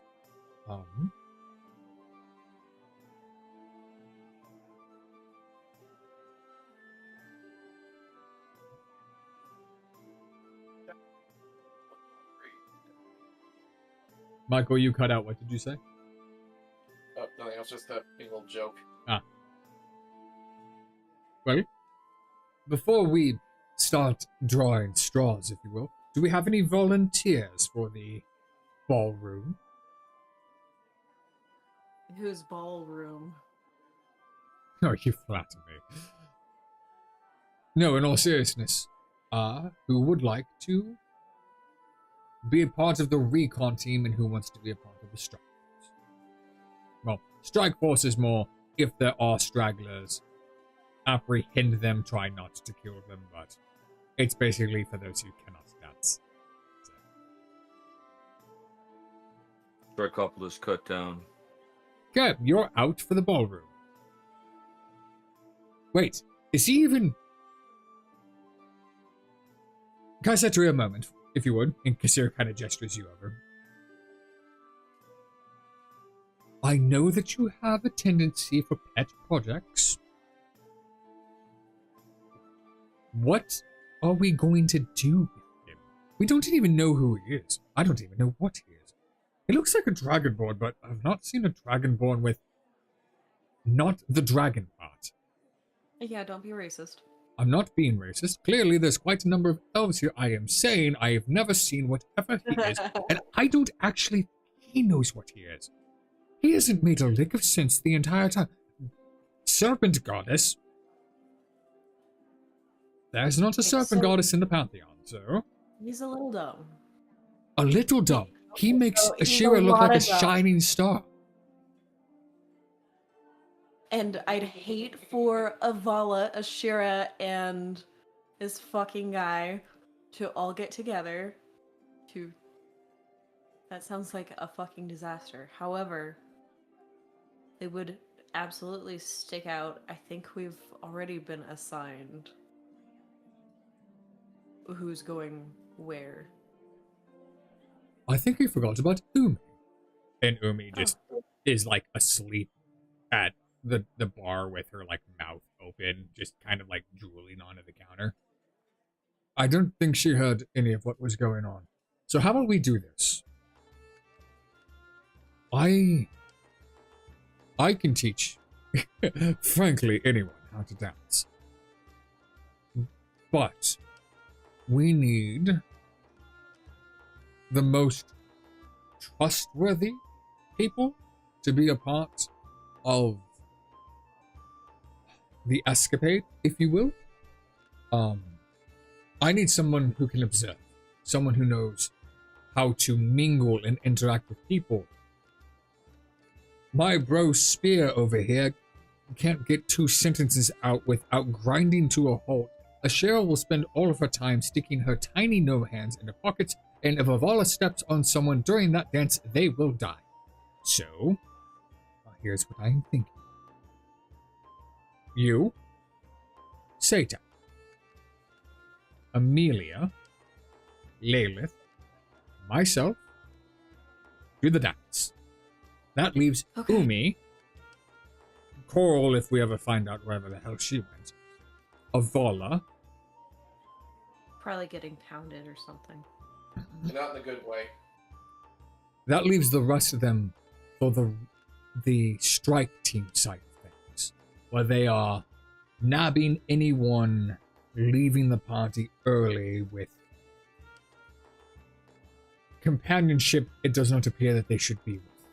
I'm talking if they see someone being nabbed in an alley, if they see someone very clearly drunk being carried out, that they make sure everything is on the up and up. They're the bouncers, if you will. A role I think they're quite suited for. But what that does mean is that we're going to have to get Satek out of those rags, which might be a harder... Oh my god, makeover. A harder task than I have envisioned. Also, we get to see Amelia in a dress. So far, her 2 choices of attire has been whatever she's currently wearing and apparently whatever she's wearing but on the floor.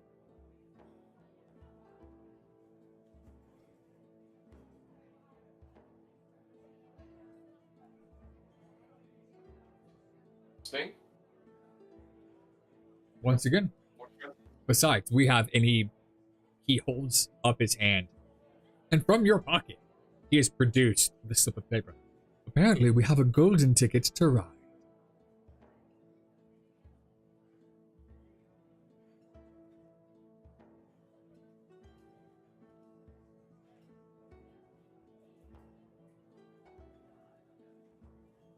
Right.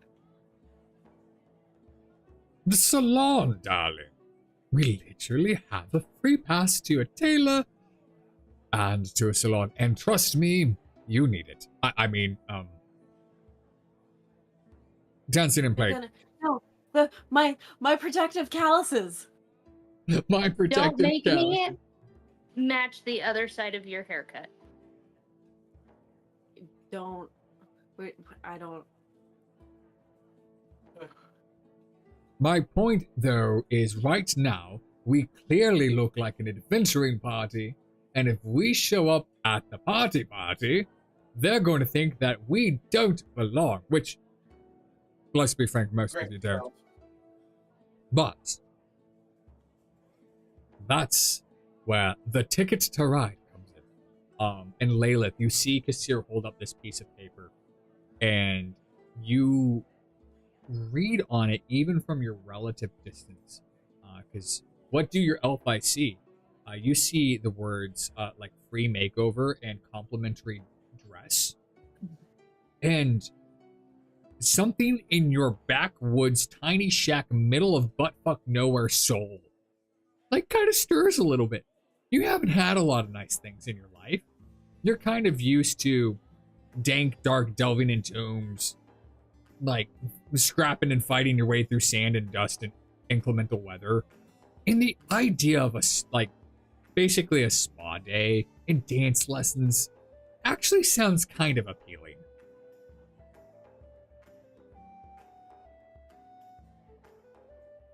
Fuck it, we ball. I mean, good. Layla actually hates nobility, so she's actually doesn't really want to go, but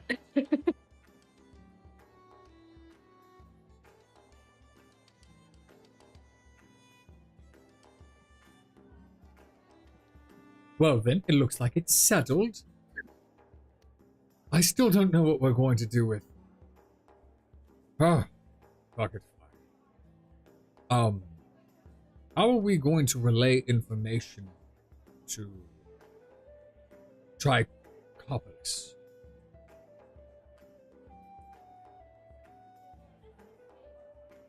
Oh, well, Avala...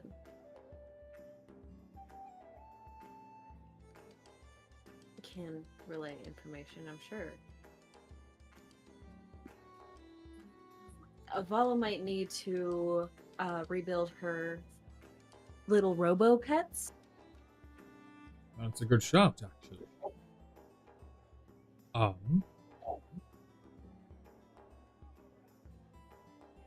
Well then, we might as well inform the group of what I believe everybody is best suited for, and Kassir kind of gestures to everyone that's in the party. Okay, so as it stands, Kaisetria, Lilith, Amelia, Satek, and myself will be running point on the party side of things. We will be the eyes and ears inside, gathering intel. That leaves Avola, Ashira, Umi, and I guess, and I gesture to the Serpentine Dragonborn. I have a feeling he's going to show up unless we just bring him along. And at least if I bring him along, then he's less liable to get somebody killed. Trichopolis,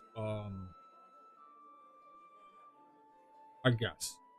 They will be... He makes a grunting sound and... They will be the strike team. They will be located around where the party is. More than likely, they will be separated, so by themselves, in order to keep as much of an eye on the building and those coming in and out. If they spot something, or if we spot something that looks suspect, we will relay the information down to them. They will make every attempt to apprehend that individual. If they need help, they can summon us out, and we can assist them. Tell her. We're missing anything? I think that about covers it. Unless anybody wants to, unless anyone wants to swap roles. Trichopolis just sits there and grabs his pole arm and slams it on the ground. Decorum. You get a very dirty look shot at you from Chop Chop as you have now gouged a hole in his very nice wooden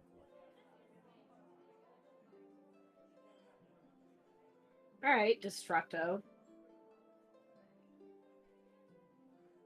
You look Be down and sorry. it's gone. Ashira has druid crafted it back into place. I'm giving her small little brownie point. She's not here, but I'm saving her. Okay. See that? See her? She's not a snack. Okay. The gnome. Well, are we all Check of off one those accord? battle wounds hurt. Oh yeah. I mean, we're about to go to sleep anyway, but Well, here. before we go to sleep, I need Satek, Kaisetria, Amelia, Mhm. and Layla. I need you all to roll a d20 for me. Shit. D20. 5.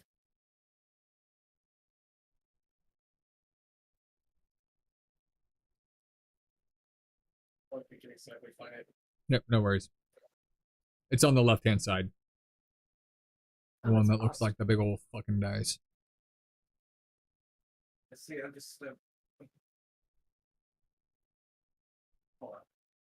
Damn, all in the same day too. I just lost 70 health. Yeah. I'll get to that when he unpauses, I think. Michael, it's on the left. It's not in your Okay, character got it. sheet. There you go. 3. Okay. Ironically, Satek, you are first up. Before there's any sleep, you've got to get your first dance lesson in. Come on. Let's see. Satek, you are paired with, what did you roll, Kaisetria? 5. Okay. Satek, you are paired with Lilith. Kaisetria, you are paired with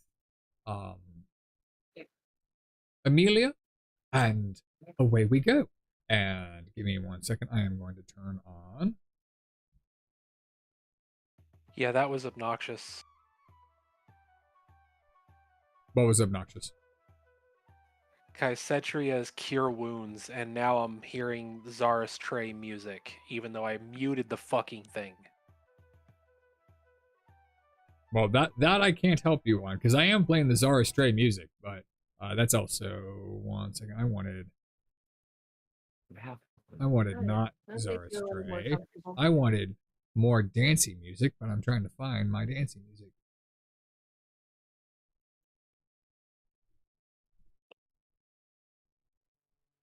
The serpent barbarian turns to Kaisetria and just grunts and nods. Okay. So the Satek and Layla, you guys are paired up together, and under the instruction of Kasir, this music starts playing, and it's kind of soft, kind of slow, and it's like a slow waltz, and he starts instructing you guys on how to dance. And before you guys know it, the entire tavern starts dancing. Kasir has pulled out his violin and he's playing, and the tavern starts dancing along with you guys. I need you both to make a performance check for me.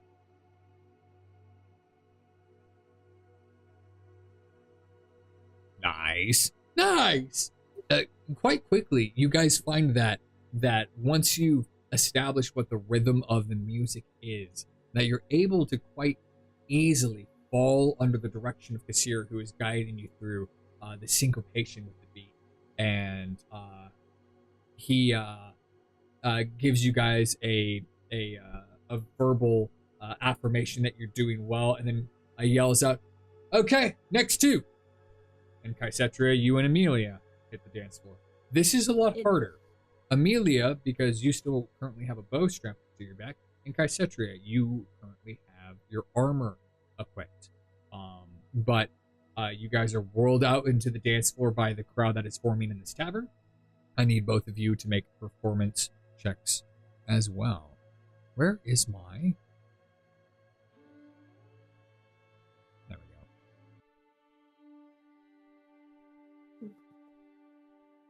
go. Oh, 15. That's pretty good. 6. Ooh, Amelia, you start off really strong. In fact, you're kind of leading lady in this dance. The jig that is being played kind of sparks this youthfulness in you, and then all of a sudden, with the grace of a oxen in a china shop, Kaisetria slams her steel plate boots right into your shoe. Ow!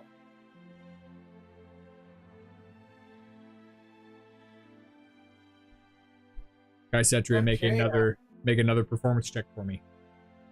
Okay. I would say, A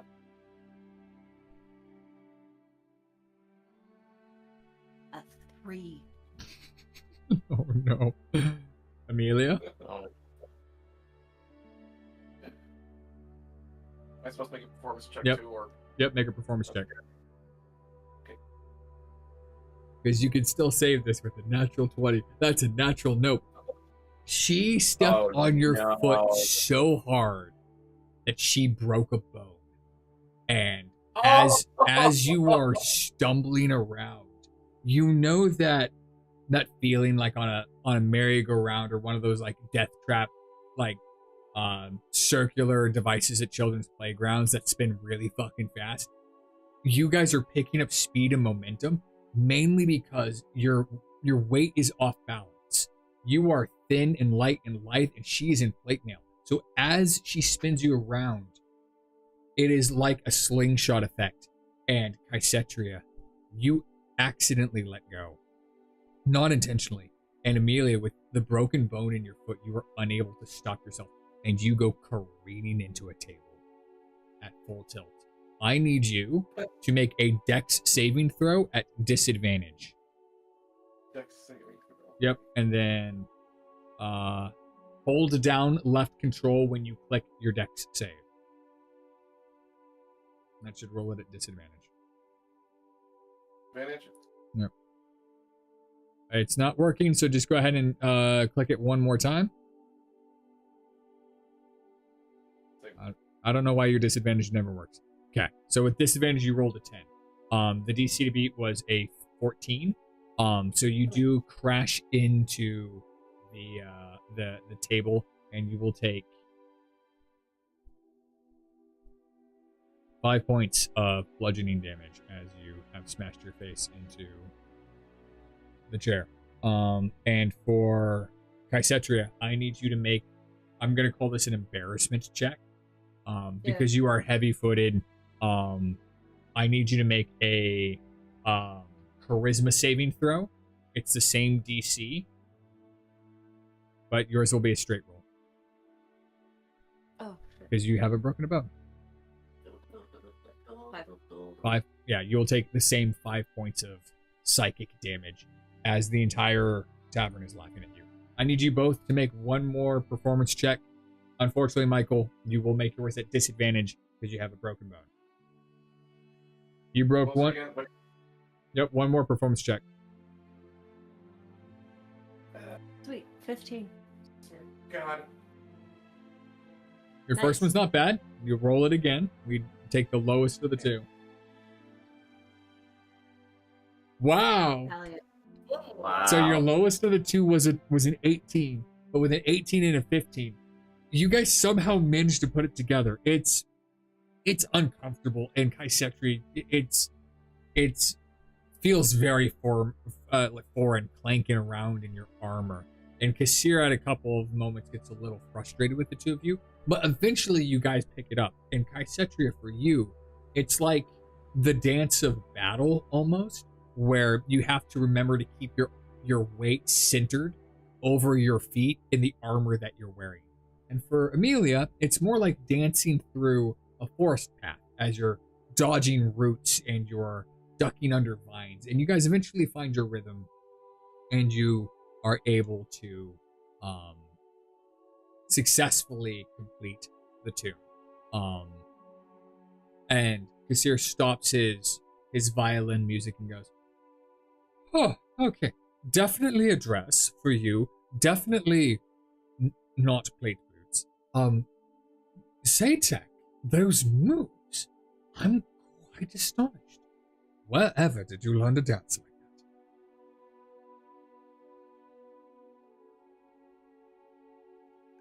It's a conversation for another day when there's less people around.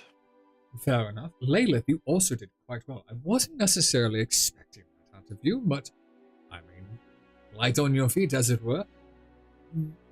the other two, you will need a little bit of work. We don't want to stick out too bad.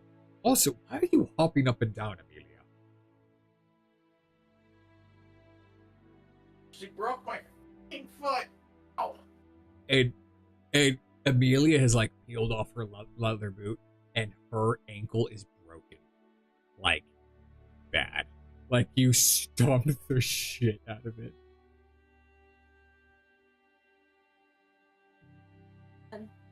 Oops.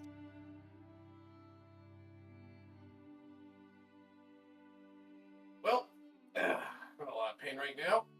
Ow. Oh no, if only there were someone who could help with that. Can I get some healing magic, please? Whatever. Yeah, sure. It will require, because I don't know if you have like a natural Nothing. spell that heals, so I will say that this will take a 4th level to heal his broken bone. Okay.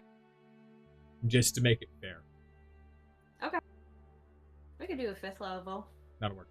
Because you guys are going to be resting anyways. Yeah.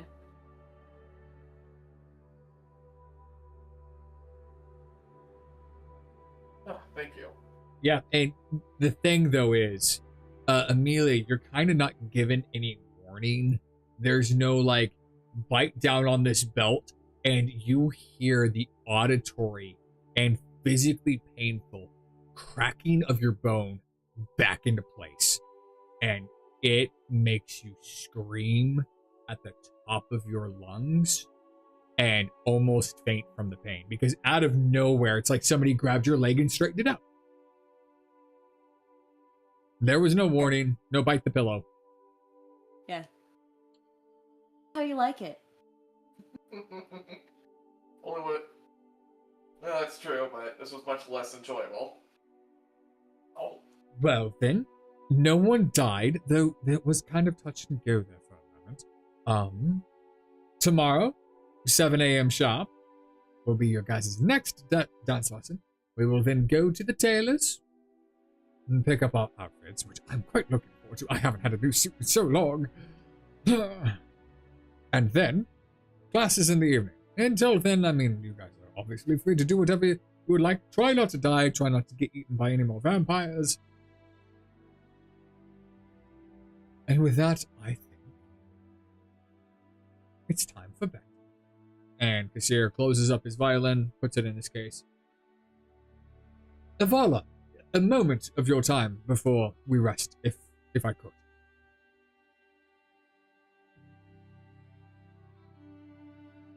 Affirmative. And he like leads you over to a corner and goes, one of the reasons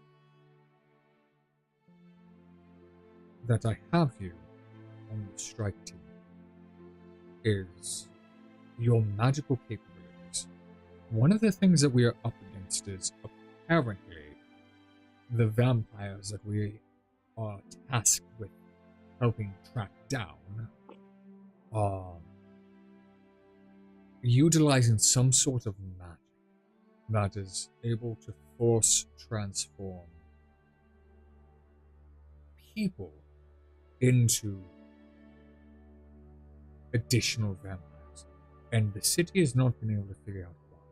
And I need someone with your kind of magical prowess to really be the point of communication on that. You're going to, and he gestures in the direction of Protospear. You're going to have the dumb muscle.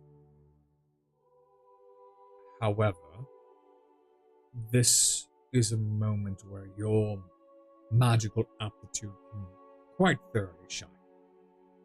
That does mean, and he looks a little pointedly at you, you cannot kill the gnome and blame it on a vampire. I will now. If the gnome dies to a vampire, that's different, but you cannot kill. I will know the difference. But I'm putting you in Avala charge. slowly pulls her hands into the air and says, "What if I..." And she finger quotes in the air. accidentally push her into a vampire.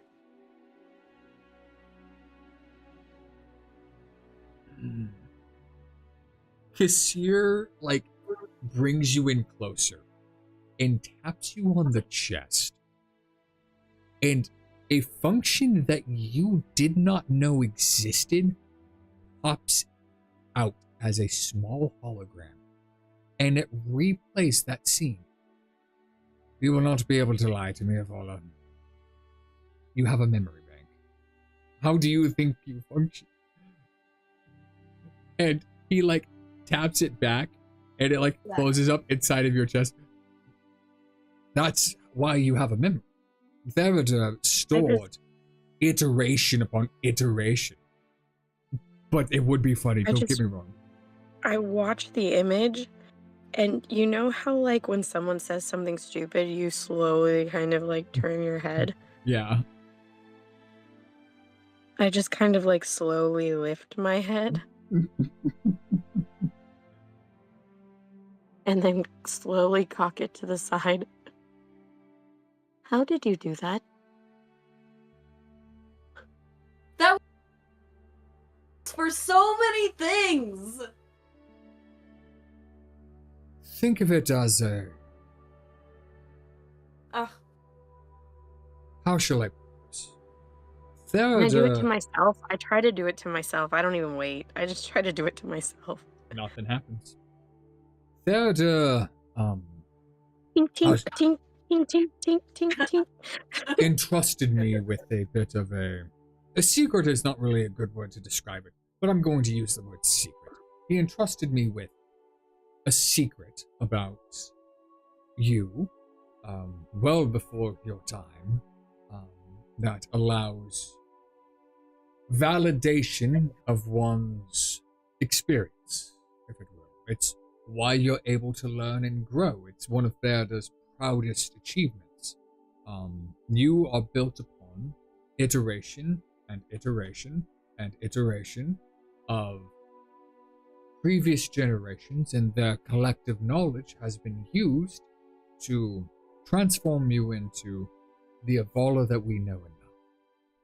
I have the ability to access these memories, mainly due to the fact that you are not the first AV that I have met. But yes, so if you ever have a question that perhaps I can answer or help you discover the meaning to, ask me and I shall be able to, with some effort, perhaps find an appropriate memory that might offer you some guidance.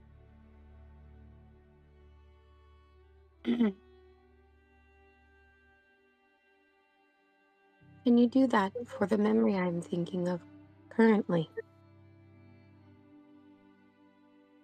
I will have to get a little specifics from you, but potentially. Is a memory of Theodor.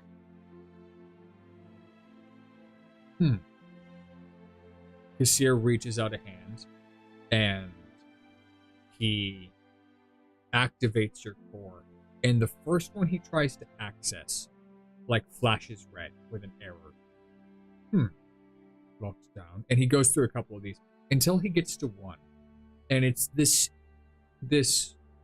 holographic image in Avala. It's almost like you're having an out-of-body experience from kind of how you're looking at it. But it's you, clearly not finished. Wires, gears, all that stuff just kind of on a table. And you're looking kind of down as if you're a ghost in the operating room.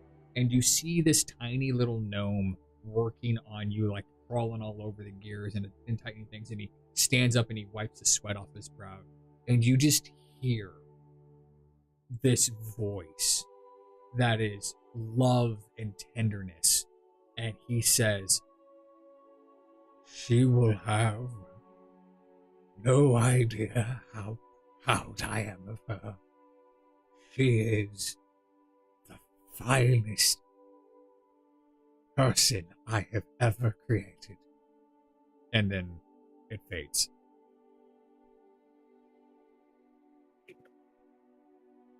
My apologies, I don't know if that's the one that you necessarily thinking of. Most of them are currently locked. I actually think it might have to do with, in the moment Kassir starts talking about this, Avala, you lose your second to last charge, and you are on 1 charge left, and you feel like your entire body becomes sluggish. Shit, that's right. And you start, like, hitching in your dialogue, and, like, what Kassir is saying is kind of fading in and out. I think it has to do with the fact your power, and that's what it sounds like to you. It's a little bit pricey on the power consumption. Oh shit, she needs charge. I want you to play it again. Before I do so, it's probably smart that you get a bit of a charge. If I activate it now, it might be the last thing that you see. Which sounds more morbid than it intends, but truly, you will power down. I touch him as softly as I can. Again. And Kassir activates it, and that same memory pops up. This little gnome crawling over your gears and your wires, standing up and wiping the sweat off of his brow. She will never know how truly proud I am of her. She is the greatest person I have ever created. And the scene fades, and Avala, you lose all your power, and you power down. God damn it. And you just collapse. A 400-pound pile of metal collapses to the ground, light out of her eyes. And this is the first time you guys have ever seen this. You've seen her in her power down state, you've seen her in her combat state. You have never watched her keel over, very obviously no longer functioning.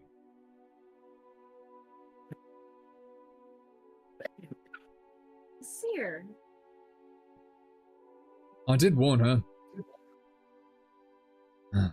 Alright. Think she's going to need a little bit of a charge. Lilith, I believe that you have something specifically designed for this. Lilith just walks over and just puts her hand over like where her heart is. And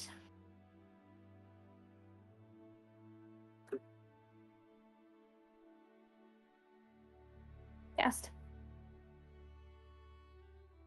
Hell yeah.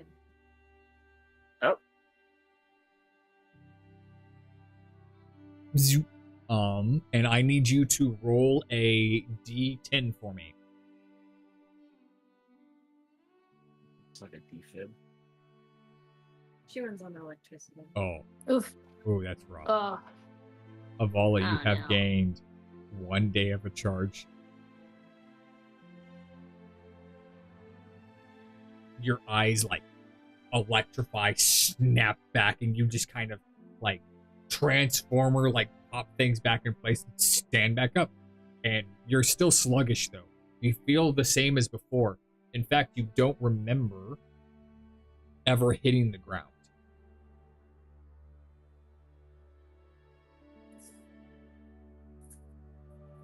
Sorry, Vala. I just to rest a little bit, and then I can charge you some more. It's been a long day.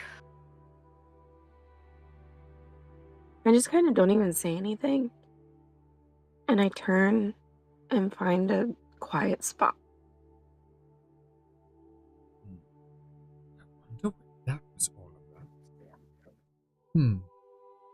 You showed an orphan their parent.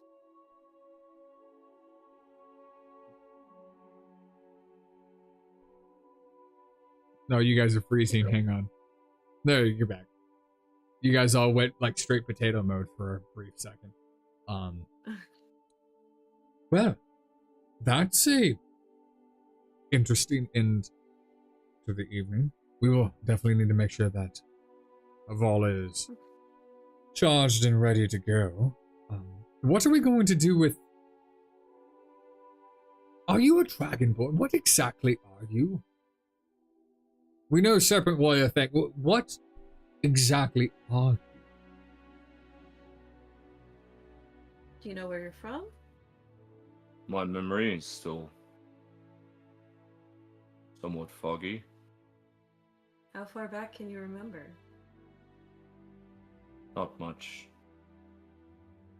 The last thing I remember, I was guarding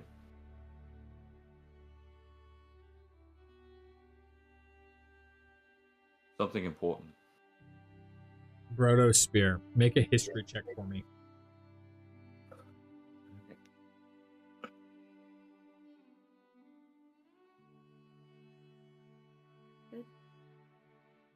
Oh, God. It's not a natural nope, but it's basically a nope. You rack your brain. There's something really important about what you were guarding, and you just can't seem to grasp a hold of it. You remember a little bit more of your time in Arendar. You remember at one point crawling out of a cave, and in the shadows, when you did so, there were other people within that cave, though you did not stop to check on them. And then you ended up wandering west and then north. And you had made your way through a town called Linden, and then you were crossing over a couple of mountains. And as you were on this journey, and this journey took you about between 4 to 6 weeks is how long you've been out of the cave, maybe a little bit longer. During that time, very small parts of your memory, you would wake up in like the middle of the night, and it almost would be like, I'm going to use the word flashbang, like a flashbang went off, and all of a sudden you would remember things like, oh, this is my name, this is a little bit of information. So you can't recall any specifics right now, but you remember your time in Arendar, traveling west and then north, and you very clearly remember 2 separate instances where parts of your memory seemed like they were coming back to you, even though you're not sure how accurate they are. The only things that I can somewhat recall is I was born to serve my goddess. This is the weapon I bestow on my back.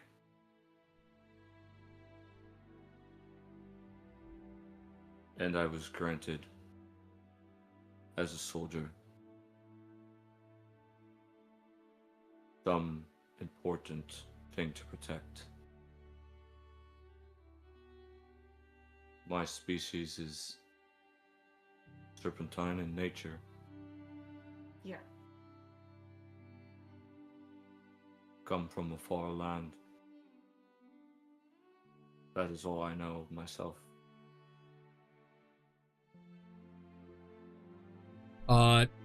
David, Hannah, as he is speaking about this serpent goddess, I need you both to make a religion check for me.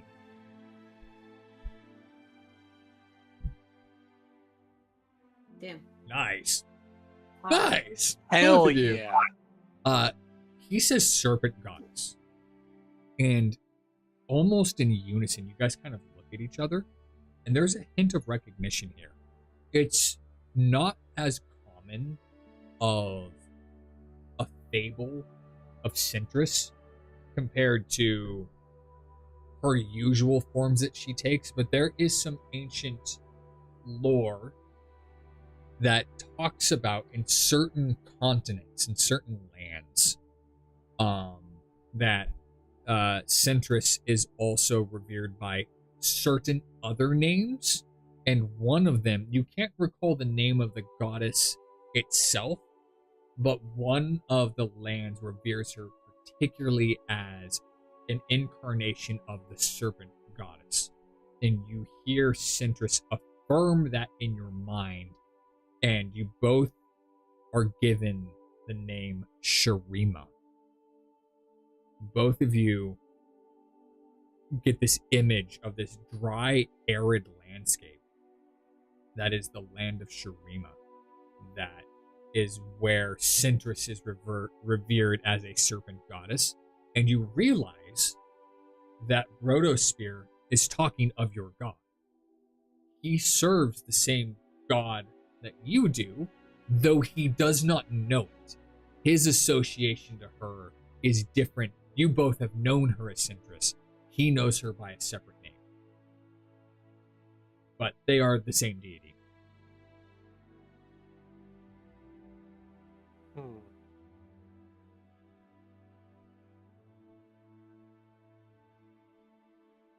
Well, anyways, as I was pointing out, what exactly are we going to do with him? Is he just tagging along for the ride? Are we just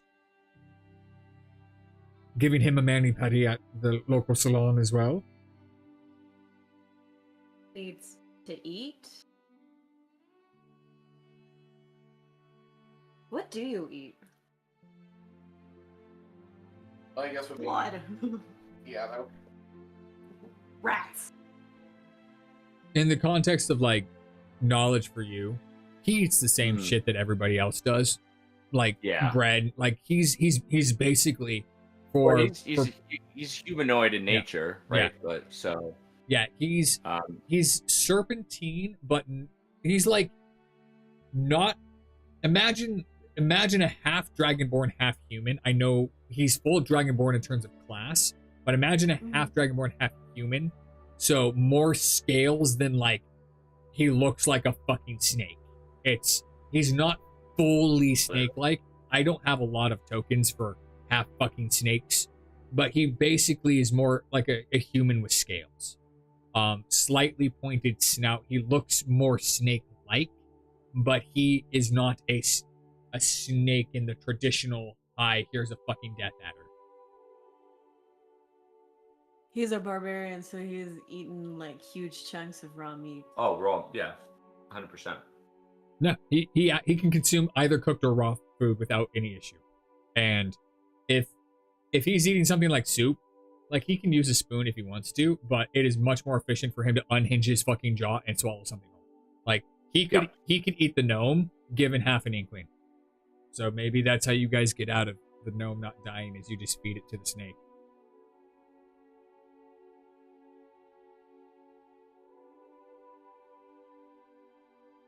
I eat meat. I need meat. Substance.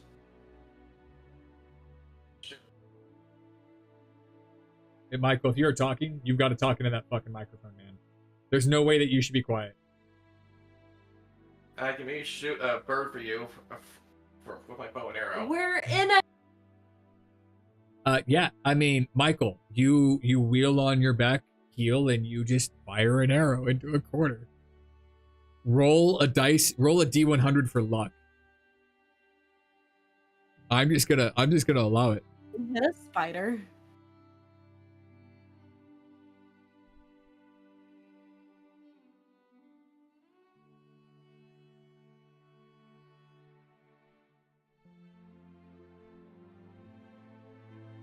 Like whole eggs. Got it.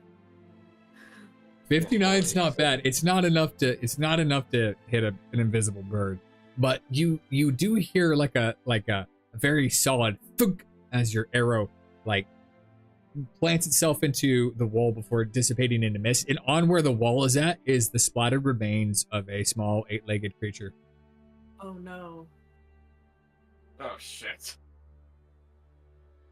Oh no. You know what? She didn't make that deal. Well, we'll worry about that later. She didn't. However, I need the rest of you guys to make a wisdom saving throw. Rhodosphere, you are not included in this. I need the rest of everybody else. Oh. Oh yeah. To make a wisdom save? Yeah, wisdom save. 18. Bala too. Yes. There's two damn. natural notes. Oh, also, I heard a song for a brief second. Yeah. Same here. Song, hello. Do you want me to make the rule too? Yes, if you would. Okay.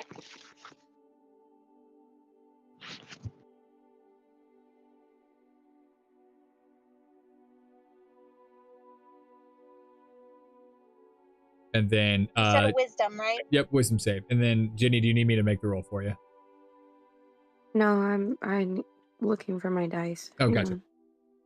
Well, so far we have a 9, a -1, and Oh, no. I know that Amelia, you technically didn't have to roll it because you weren't a part of the original deal with the I rolled a entity. 4. Ooh, okay. It's a nat 20 with a +7 on my side. How is it that the gnome, okay, so everybody not named Ashira, it's almost like, you know, in all those movies when a creature steps on a spider web and that vibration like ripples outward, that's what it feels like attached to your heart. There is like, it's as if there's an invisible string tied around your chest coming out your back, and it's like somebody snapped that string. And there is, with the exception of Ashira, you don't feel anything. You're like watching all of your friends, and you guys end up taking 20 points of psychic damage that I am filling out for you. And there is a haunting feeling of dread in all of your guys' hearts. Kai Setri, what was your roll? 18. Oh, then you're fine. You feel like the tension in the tug, but you don't take the damage. But you watch Satek, Lalith, and Avala immediately convulse as if they have been shot. Yeah.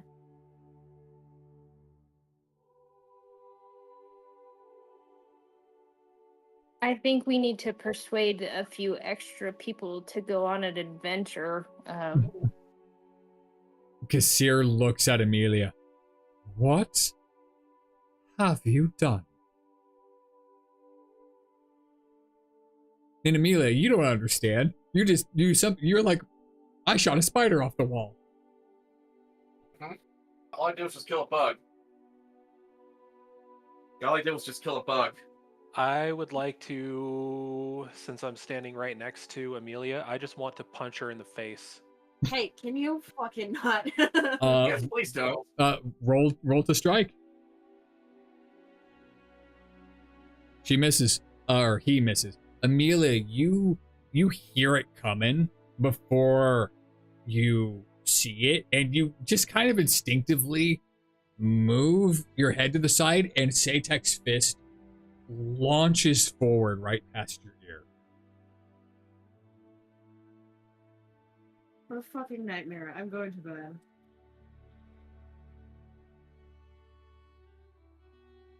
Avala might need to make some more flyers. Oh, Satan, what the hell?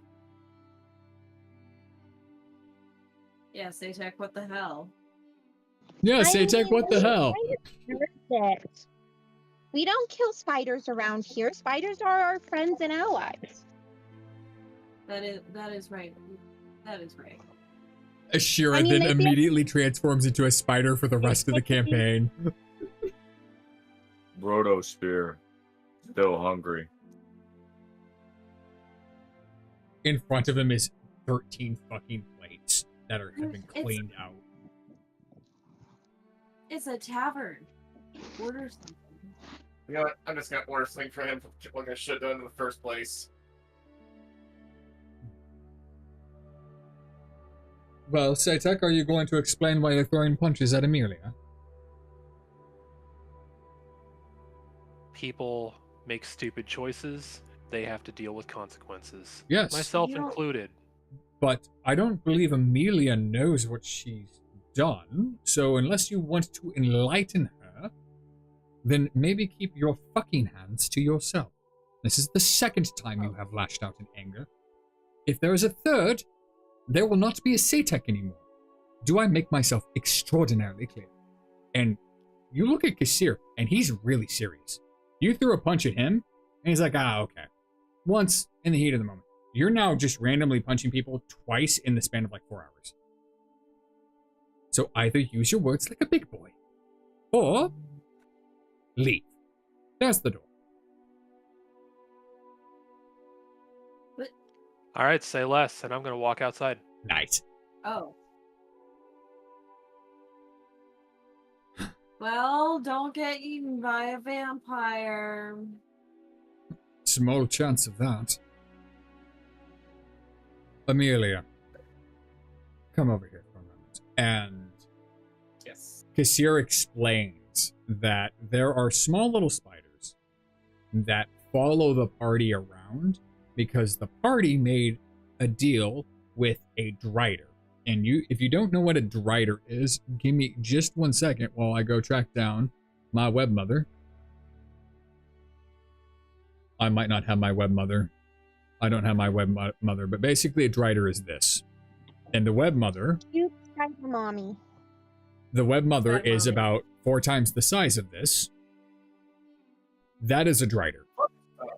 So the party made a deal with said drider and agreed that in order to get an artifact that they were after, that they would send adventurers to go explore the web mother's dungeon so the web mother could feed.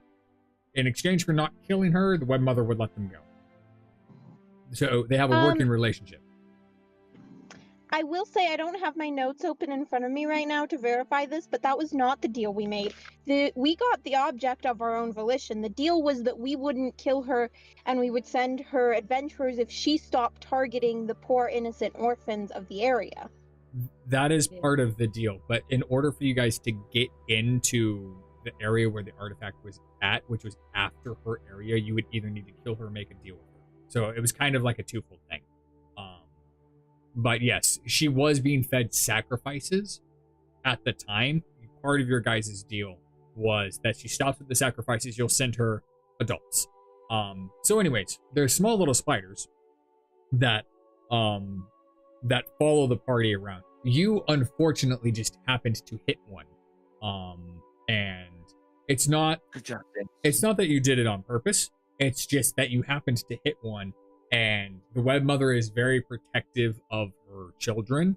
And Oh, shit. The I sa- fucked up. well, the saving grace is that you were not a part of the deal, so you could not possibly have known. The other party members have seen the spiders before. They know not to squish them or to, because they're little tiny fucking spiders. You just happen to hit one in a corner, like so. But Kassir explains this to you.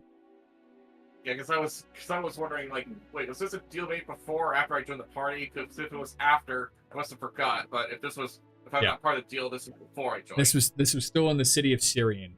But yeah. But Kassir looks around and goes, I don't know. Well, something has gotten into Satek, and it's made me rather concerned. Oh, so you just noticed? Oh no, my point being is that if the gnome had thrown a punch, Avala would have deleted the gnome. We are not being fair with our judgment of this party. I stated from the very beginning, when Lilith acted out of pocket, that you guys are a team, and that acts of violence against members of your team who are trying to help or may not be aware of what is going on would not be tolerated. Now, some people have been a little bit more chaotic, shall we say, in terms of their approach to life, but it has never, as I've understood it, been with ill intent. I expect the same level of accountability that you would ask of the gnome to be leveled against Satan. Randomly throwing punches against someone who truly did not know what they did. Amelia was not there. How could she have possibly known? throwing punches, particularly when her back is turned, is child. And if anyone has a problem with that, there's the door. You are also welcome to leave. I'm hoping that Satek will cool off and come to his senses, but I expect you all to hold him to the same standard. Because, and I gesture at Ashira, if Ashira had done this, Avala, you would have lit her on fire. You would have lightning bolted her. Because that would have been a viable excuse. Satek is just as guilty. We've all been just as guilty. Have we? Actually, about the only saint here is Brotospiral. I'm sure that he will change that immediately. He just needs a little while with the gnome. He'll definitely change that. Kassir just kind of like rubs his temples a little bit. Whatever Satek is going through, we will try to be as supportive as we can. However, Yeah. there is a zero tolerance policy for violence without recourse. I don't want to be the enforcer. I will be.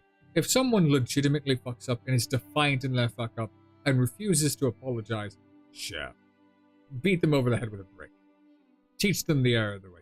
I understand that. Cool. So you're lecturing us.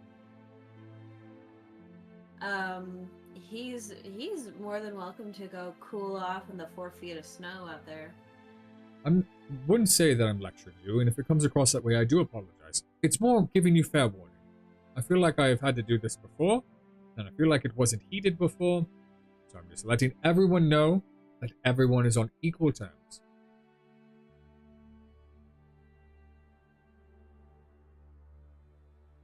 I mean, Brotosphere just grunts, shakes his head again. Yes, Satek, like, I didn't know about this deal, and I did not mean to do that, so don't blame me. And he's outside. You Just look saying. around for Satek, he's already out the door.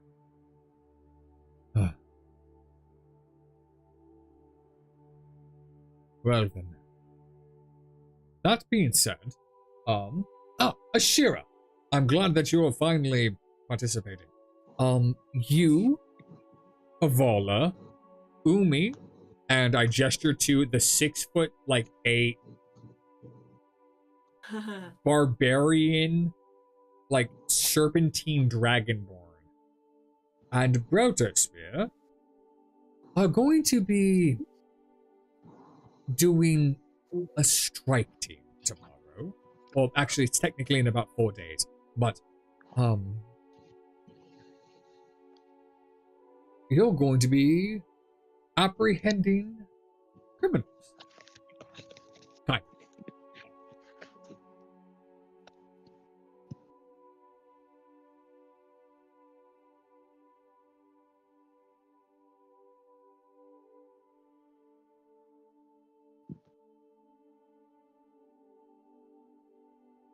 Really? Really bad. Really bad. Really bad. Song, if you're talking, I don't believe your mic works. I'm not talking. It's just picking out background radiation because I'm near a road. Oh, no worries. Oh, are you, like, parked on the side of the road doing this? Side of the road, but I am parked in a Taco Bell parking lot. Okay. But it's right next to a road, so it's picking up background. Fair enough. But Kassir explains the plan. Basically, about half of the group, so Kassir, potentially Satek, maybe not now, but it was Kassir, Satek, Amelia, Kaisetria, and Lilith were going to do the reconnaissance inside of the, there's a ball that is happening. There's been quite a number of kidnappings that have been happening, from balls and parties, where people have been turning up missing, and they believe that this is due to the vampire threat. And so half of the team is going to go into the ball and run the recon, and half the team is going to be apprehending people that the party believes is suspicious So it's going to be like a coordinated two-front effort. The people on the inside will have to like funnel people that they believe are guilty outside, and then the people that are outside will have to apprehend them. So, Gasir explains what your role in all of that is going to be, which is you are part of that strike team, because you have quite a number of like area of effect things that will slow people down, such as like grasping vine and like thorns and shit like that. So that's your role. He does say that Avala is in charge of leading that particular group. He has delegated that to her. He does explain briefly that Brodo's spear will be joining you, and then Umi, if at all possible. That sounds perfectly fine to Ashira, but however, she wants to make a comment to Amelia. Because Amelia said she didn't know about it, so you can't blame her. And Ashira immediately wants to pipe up with, but when I do something and I don't know the effects it's going to have, everybody still blames me for it. You still do fuck shit. Yeah, And you've done it so many times. But I never mean to cause what happens. So if we're not blaming Amelia for the spider death, even though she killed one of our friends, one of my gossip buddies, because she didn't know, then we can't blame me when something happens when I don't know what's going to happen. No, now that she knows, the things that she does is common sense. The things that you do, you don't think through. They're common sense to me. Your common sense gets people hurt. And we don't think that this is gonna get us hurt. We just killed Spider Friend. I don't think that the giant spider mommy's gonna like that. Spoiler alert. No, she's not. In fact, it looked kind of like you guys were hurting right after, so why aren't we getting mad at Amelia? It just seems kind of unfair to me that you guys get mad at me when I do something that I don't mean to harm anybody, but does. But Amelia gets away with it? Is it because she's tall? Is this shortism? No. Yeah. Taking out your bow in the middle of a tavern with no threat was incredibly stupid. And it may have some effects down the line. Okay, I'll admit, yeah. You've apologized. I'll admit, yeah, I fucked up. I may have fucked up for the rest of the group. So, I'm sorry. All I can say is, yeah. I'll own up to my mistake. Puny elf call you stupid.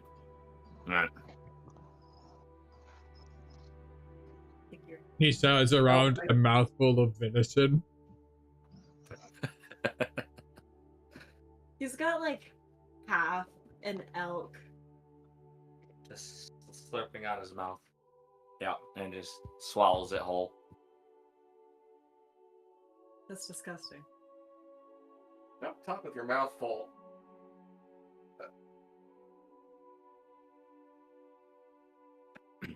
Well, I guess my overall point is yes, Amelia, you made a mistake. It could have been quite a bit more dire, but... Who thinks of stealing the fucking cap off of a pyramid? My point, though, is that if we ever had an opportunity to maybe talk things out and let someone know the error of their ways, other than immediately turning to violence, there might be less problems in the future. Amelia is less likely to pull out a bow because now she understands the scope of what she did. I don't know. The thing is like, you can tell Ashira not to steal the capstone off of the pyramid, and she will acquiesce. But that is a very, very niche thing that she has done one time. That doesn't cover falling down a well, making friends with a lich, convincing said lich that lich is daddy. Like, it doesn't, like, there's so many options for her. Getting violent every time she happens to pick an option that just doesn't work out in her favor is kind of childish. Like, yay, maybe it didn't work out how she planned, and maybe she didn't communicate it great, but if these were her mastermind plans to like destroy the party, she's fucking failing spectacularly at it. So it's not like you could say it's intentional.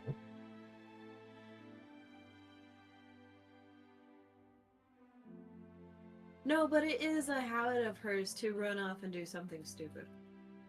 Now you've got me there. Property damage is on the most recent list item. Wait. Okay, but isn't there now a hole in the wall of the tavern because of a different party member's property damage? Nope. Amelia's arrows are ethereal. They shatter on impact. Okay, fine. And anyways, they weren't using the top of that pyramid. It was just sitting there. They weren't gonna miss it. Where would you put it? It's gonna take a tiny chunk. I could carry it around in my backpack like a giant turtle. I'm pretty sure a gold nugget the size of your hand, you wouldn't be able to lift off the ground as a note. I'm pretty Stop fucking using sure. logic here. The denseness of She's that not metal. smart enough for logic.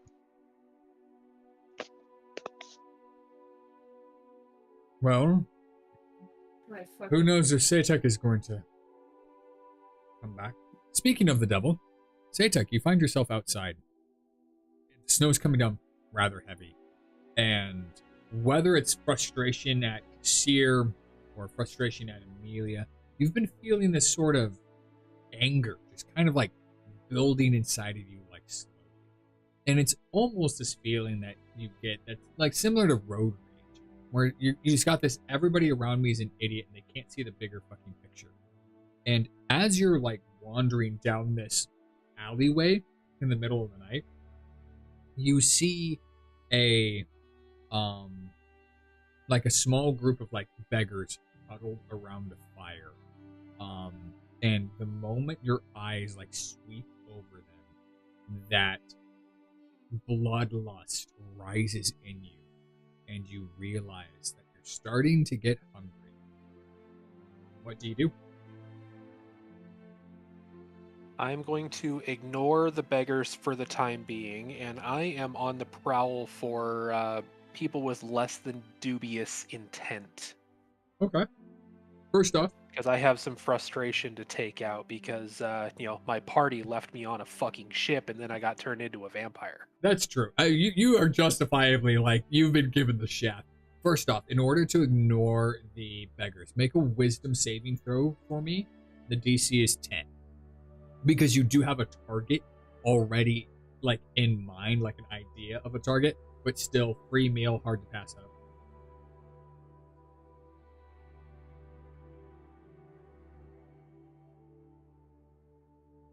You try your best to bypass them, but one goes off down an alleyway, leaving the other two kind of around the fire, and you hear like the fumbling of buttons and stuff like that, and it sounds like they're trying to take a leak, and you have spotted an opportunity, and your brain gets kind of the better of you, and or your lack of willpower gets the better of you, and you find yourself in an alley with this individual that has got a hand on the wall, has finished relieving themselves, and is getting ready to head back around the corner to the fire with his friends.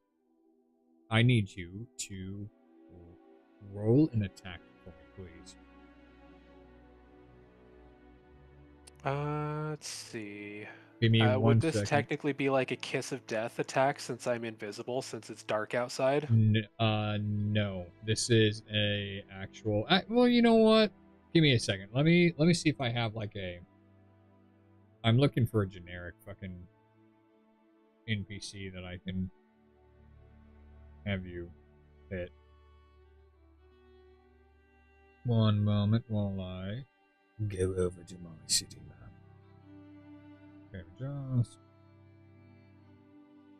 I'm going to activate this real fast. I'm going to drag you out here. I need to turn this to nighttime.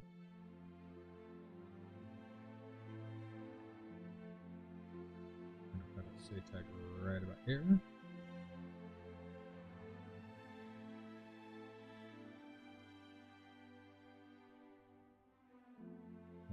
Moment while I snag that NPC, I'm just going to grab a generic.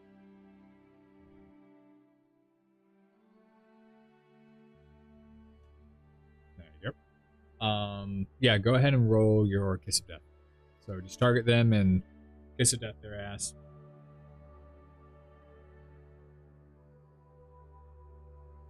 They roll a natural 1 on their con saving throw, and they end up perishing. I don't know why it didn't completely drain their blood. It should have taken them down to 0. It did not, but you reach out a hand and in one movement yank their neck wide open and bite down and inhale an amount of blood. And you are well sated again, and you have enough extra blood for 3 blood vials, and then your conscience kicks back in, and you look down at this broken body of a beggar kind of lying before you. And the utter shame of what you've just done kind of hits you like a truck. And about this time you hear guards coming down one of the corridors with their torches lit, making the rounds. All right, and then before they have a chance to get to me, I would like to find a spot to where I can just disappear further into the shadows to where light won't get to me. Okay, go ahead and make a survival check first, because this is unfamiliar terrain. Oh boy. You are unable to spot really anything through the snowstorm. Your dark vision is working phenomenally because you have extra length on your dark vision being a vampire, but it's the snow that's making it almost impossible. It's like a wet blanket.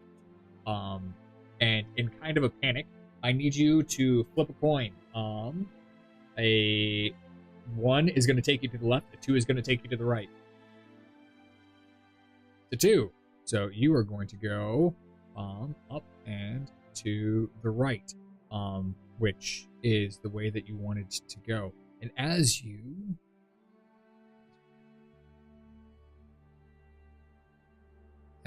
are navigating your way to the right, yeah, he's got a -3 to his wisdom right now because he is well fed and he makes poor choices, but he's more charismatic.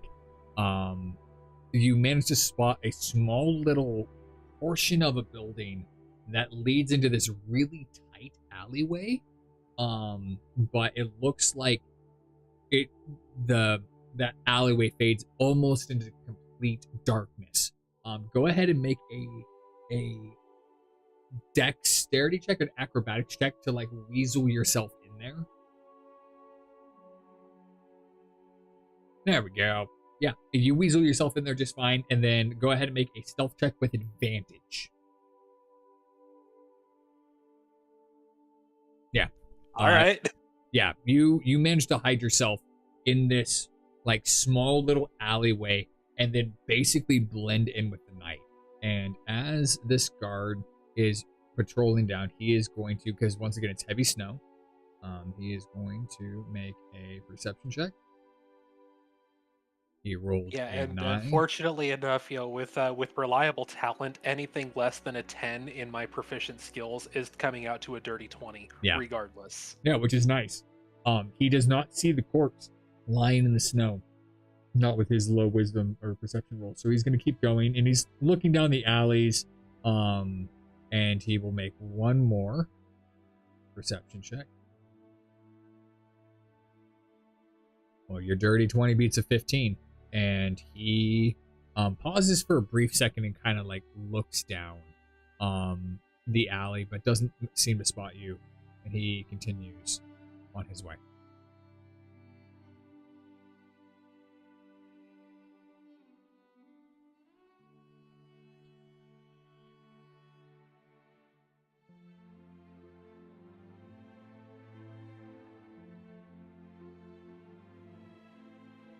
And once the guard is out of sight, out of mind, I want to kind of just wander around and see if I can find somewhere secluded where there is no people, and I just want to sit and watch over the city. Okay. The you know from the layout of Cave and Joss that the area in which you're in kind of slopes downward. It slopes upward the closer you get to the middle of the city. So like the cathedral and the frozen throne are kind of on this ridge, and they are overlooking kind of the city. It's kind of built like a very slightly sloping ziggurat. That's kind of how the districts are laid out. So you know that if you want to overlook the city, you're going to have to get near the middle. There is, on this left-hand side, I'm going to ping it right here. There is a rather tall spire that's near the Merchant's Guild. It's close enough to the Lady of the Main Cathedral that you would be able to kind of look out over the city. You would expect that the commercial district at this time of night would probably be pretty uninhabited. The only problem is with being unfamiliar with the terrain and the fact that it is heavy snow, it is going to take you probably close to 2 or 3 hours to navigate your way over there if you're going to be stealthy and like dodging guards and stuff. That's fine by me. Okay. Go ahead and make another stealth check. At advantage? Yes, at advantage. Yeah. You managed to make it to the corner of the ice district, and you see that like wall in front of you, and looking up you see the Cathedral of the Maimed. Go ahead and make a survival check to determine whether or not you need to go south or if you're going to clamber over the wall. Yeah, with a 17, you know that if you try to clamber over the wall, it is very likely that you're going to slip and fall and take significant damage. So you head south. Make another survival check at advantage for me.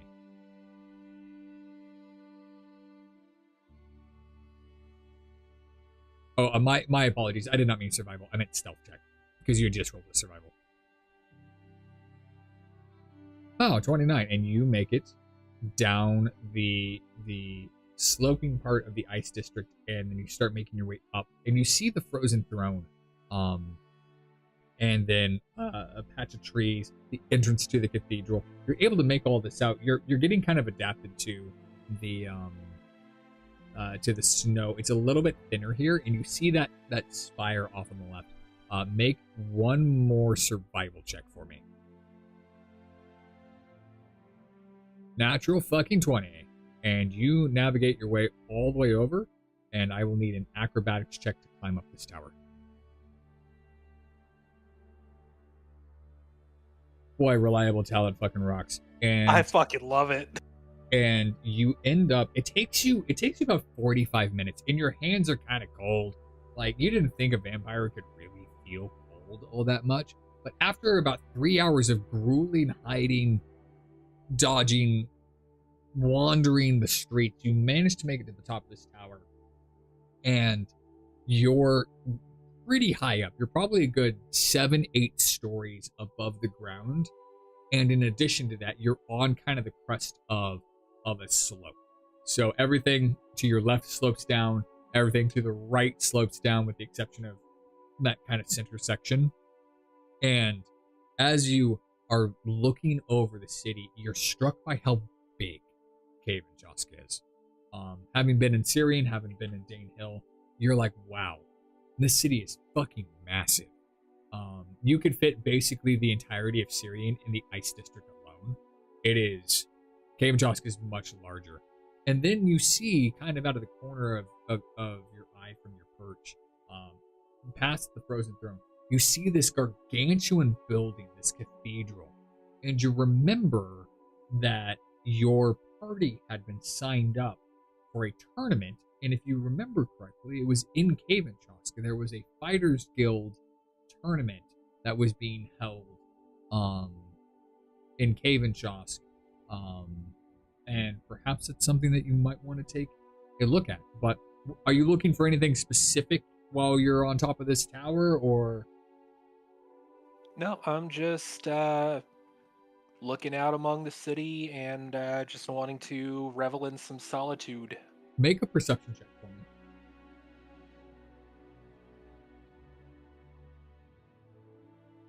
I will say that's enough. Far below you. Fucking reliable talent. Far below you. Coming out from kind of the red light district. You see off in the distance this working girl getting ready to leave what you would appear is her shift. And she is wandering through the streets with a small lantern, and her robe kind of clutched around her.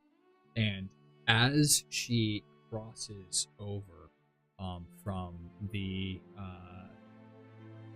between the Mages Guild and the Frost and Thunder Smithy, you see this shadow lunge at her from the shadows.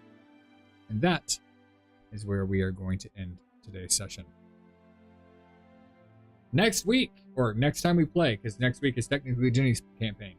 The next time we play, there will be a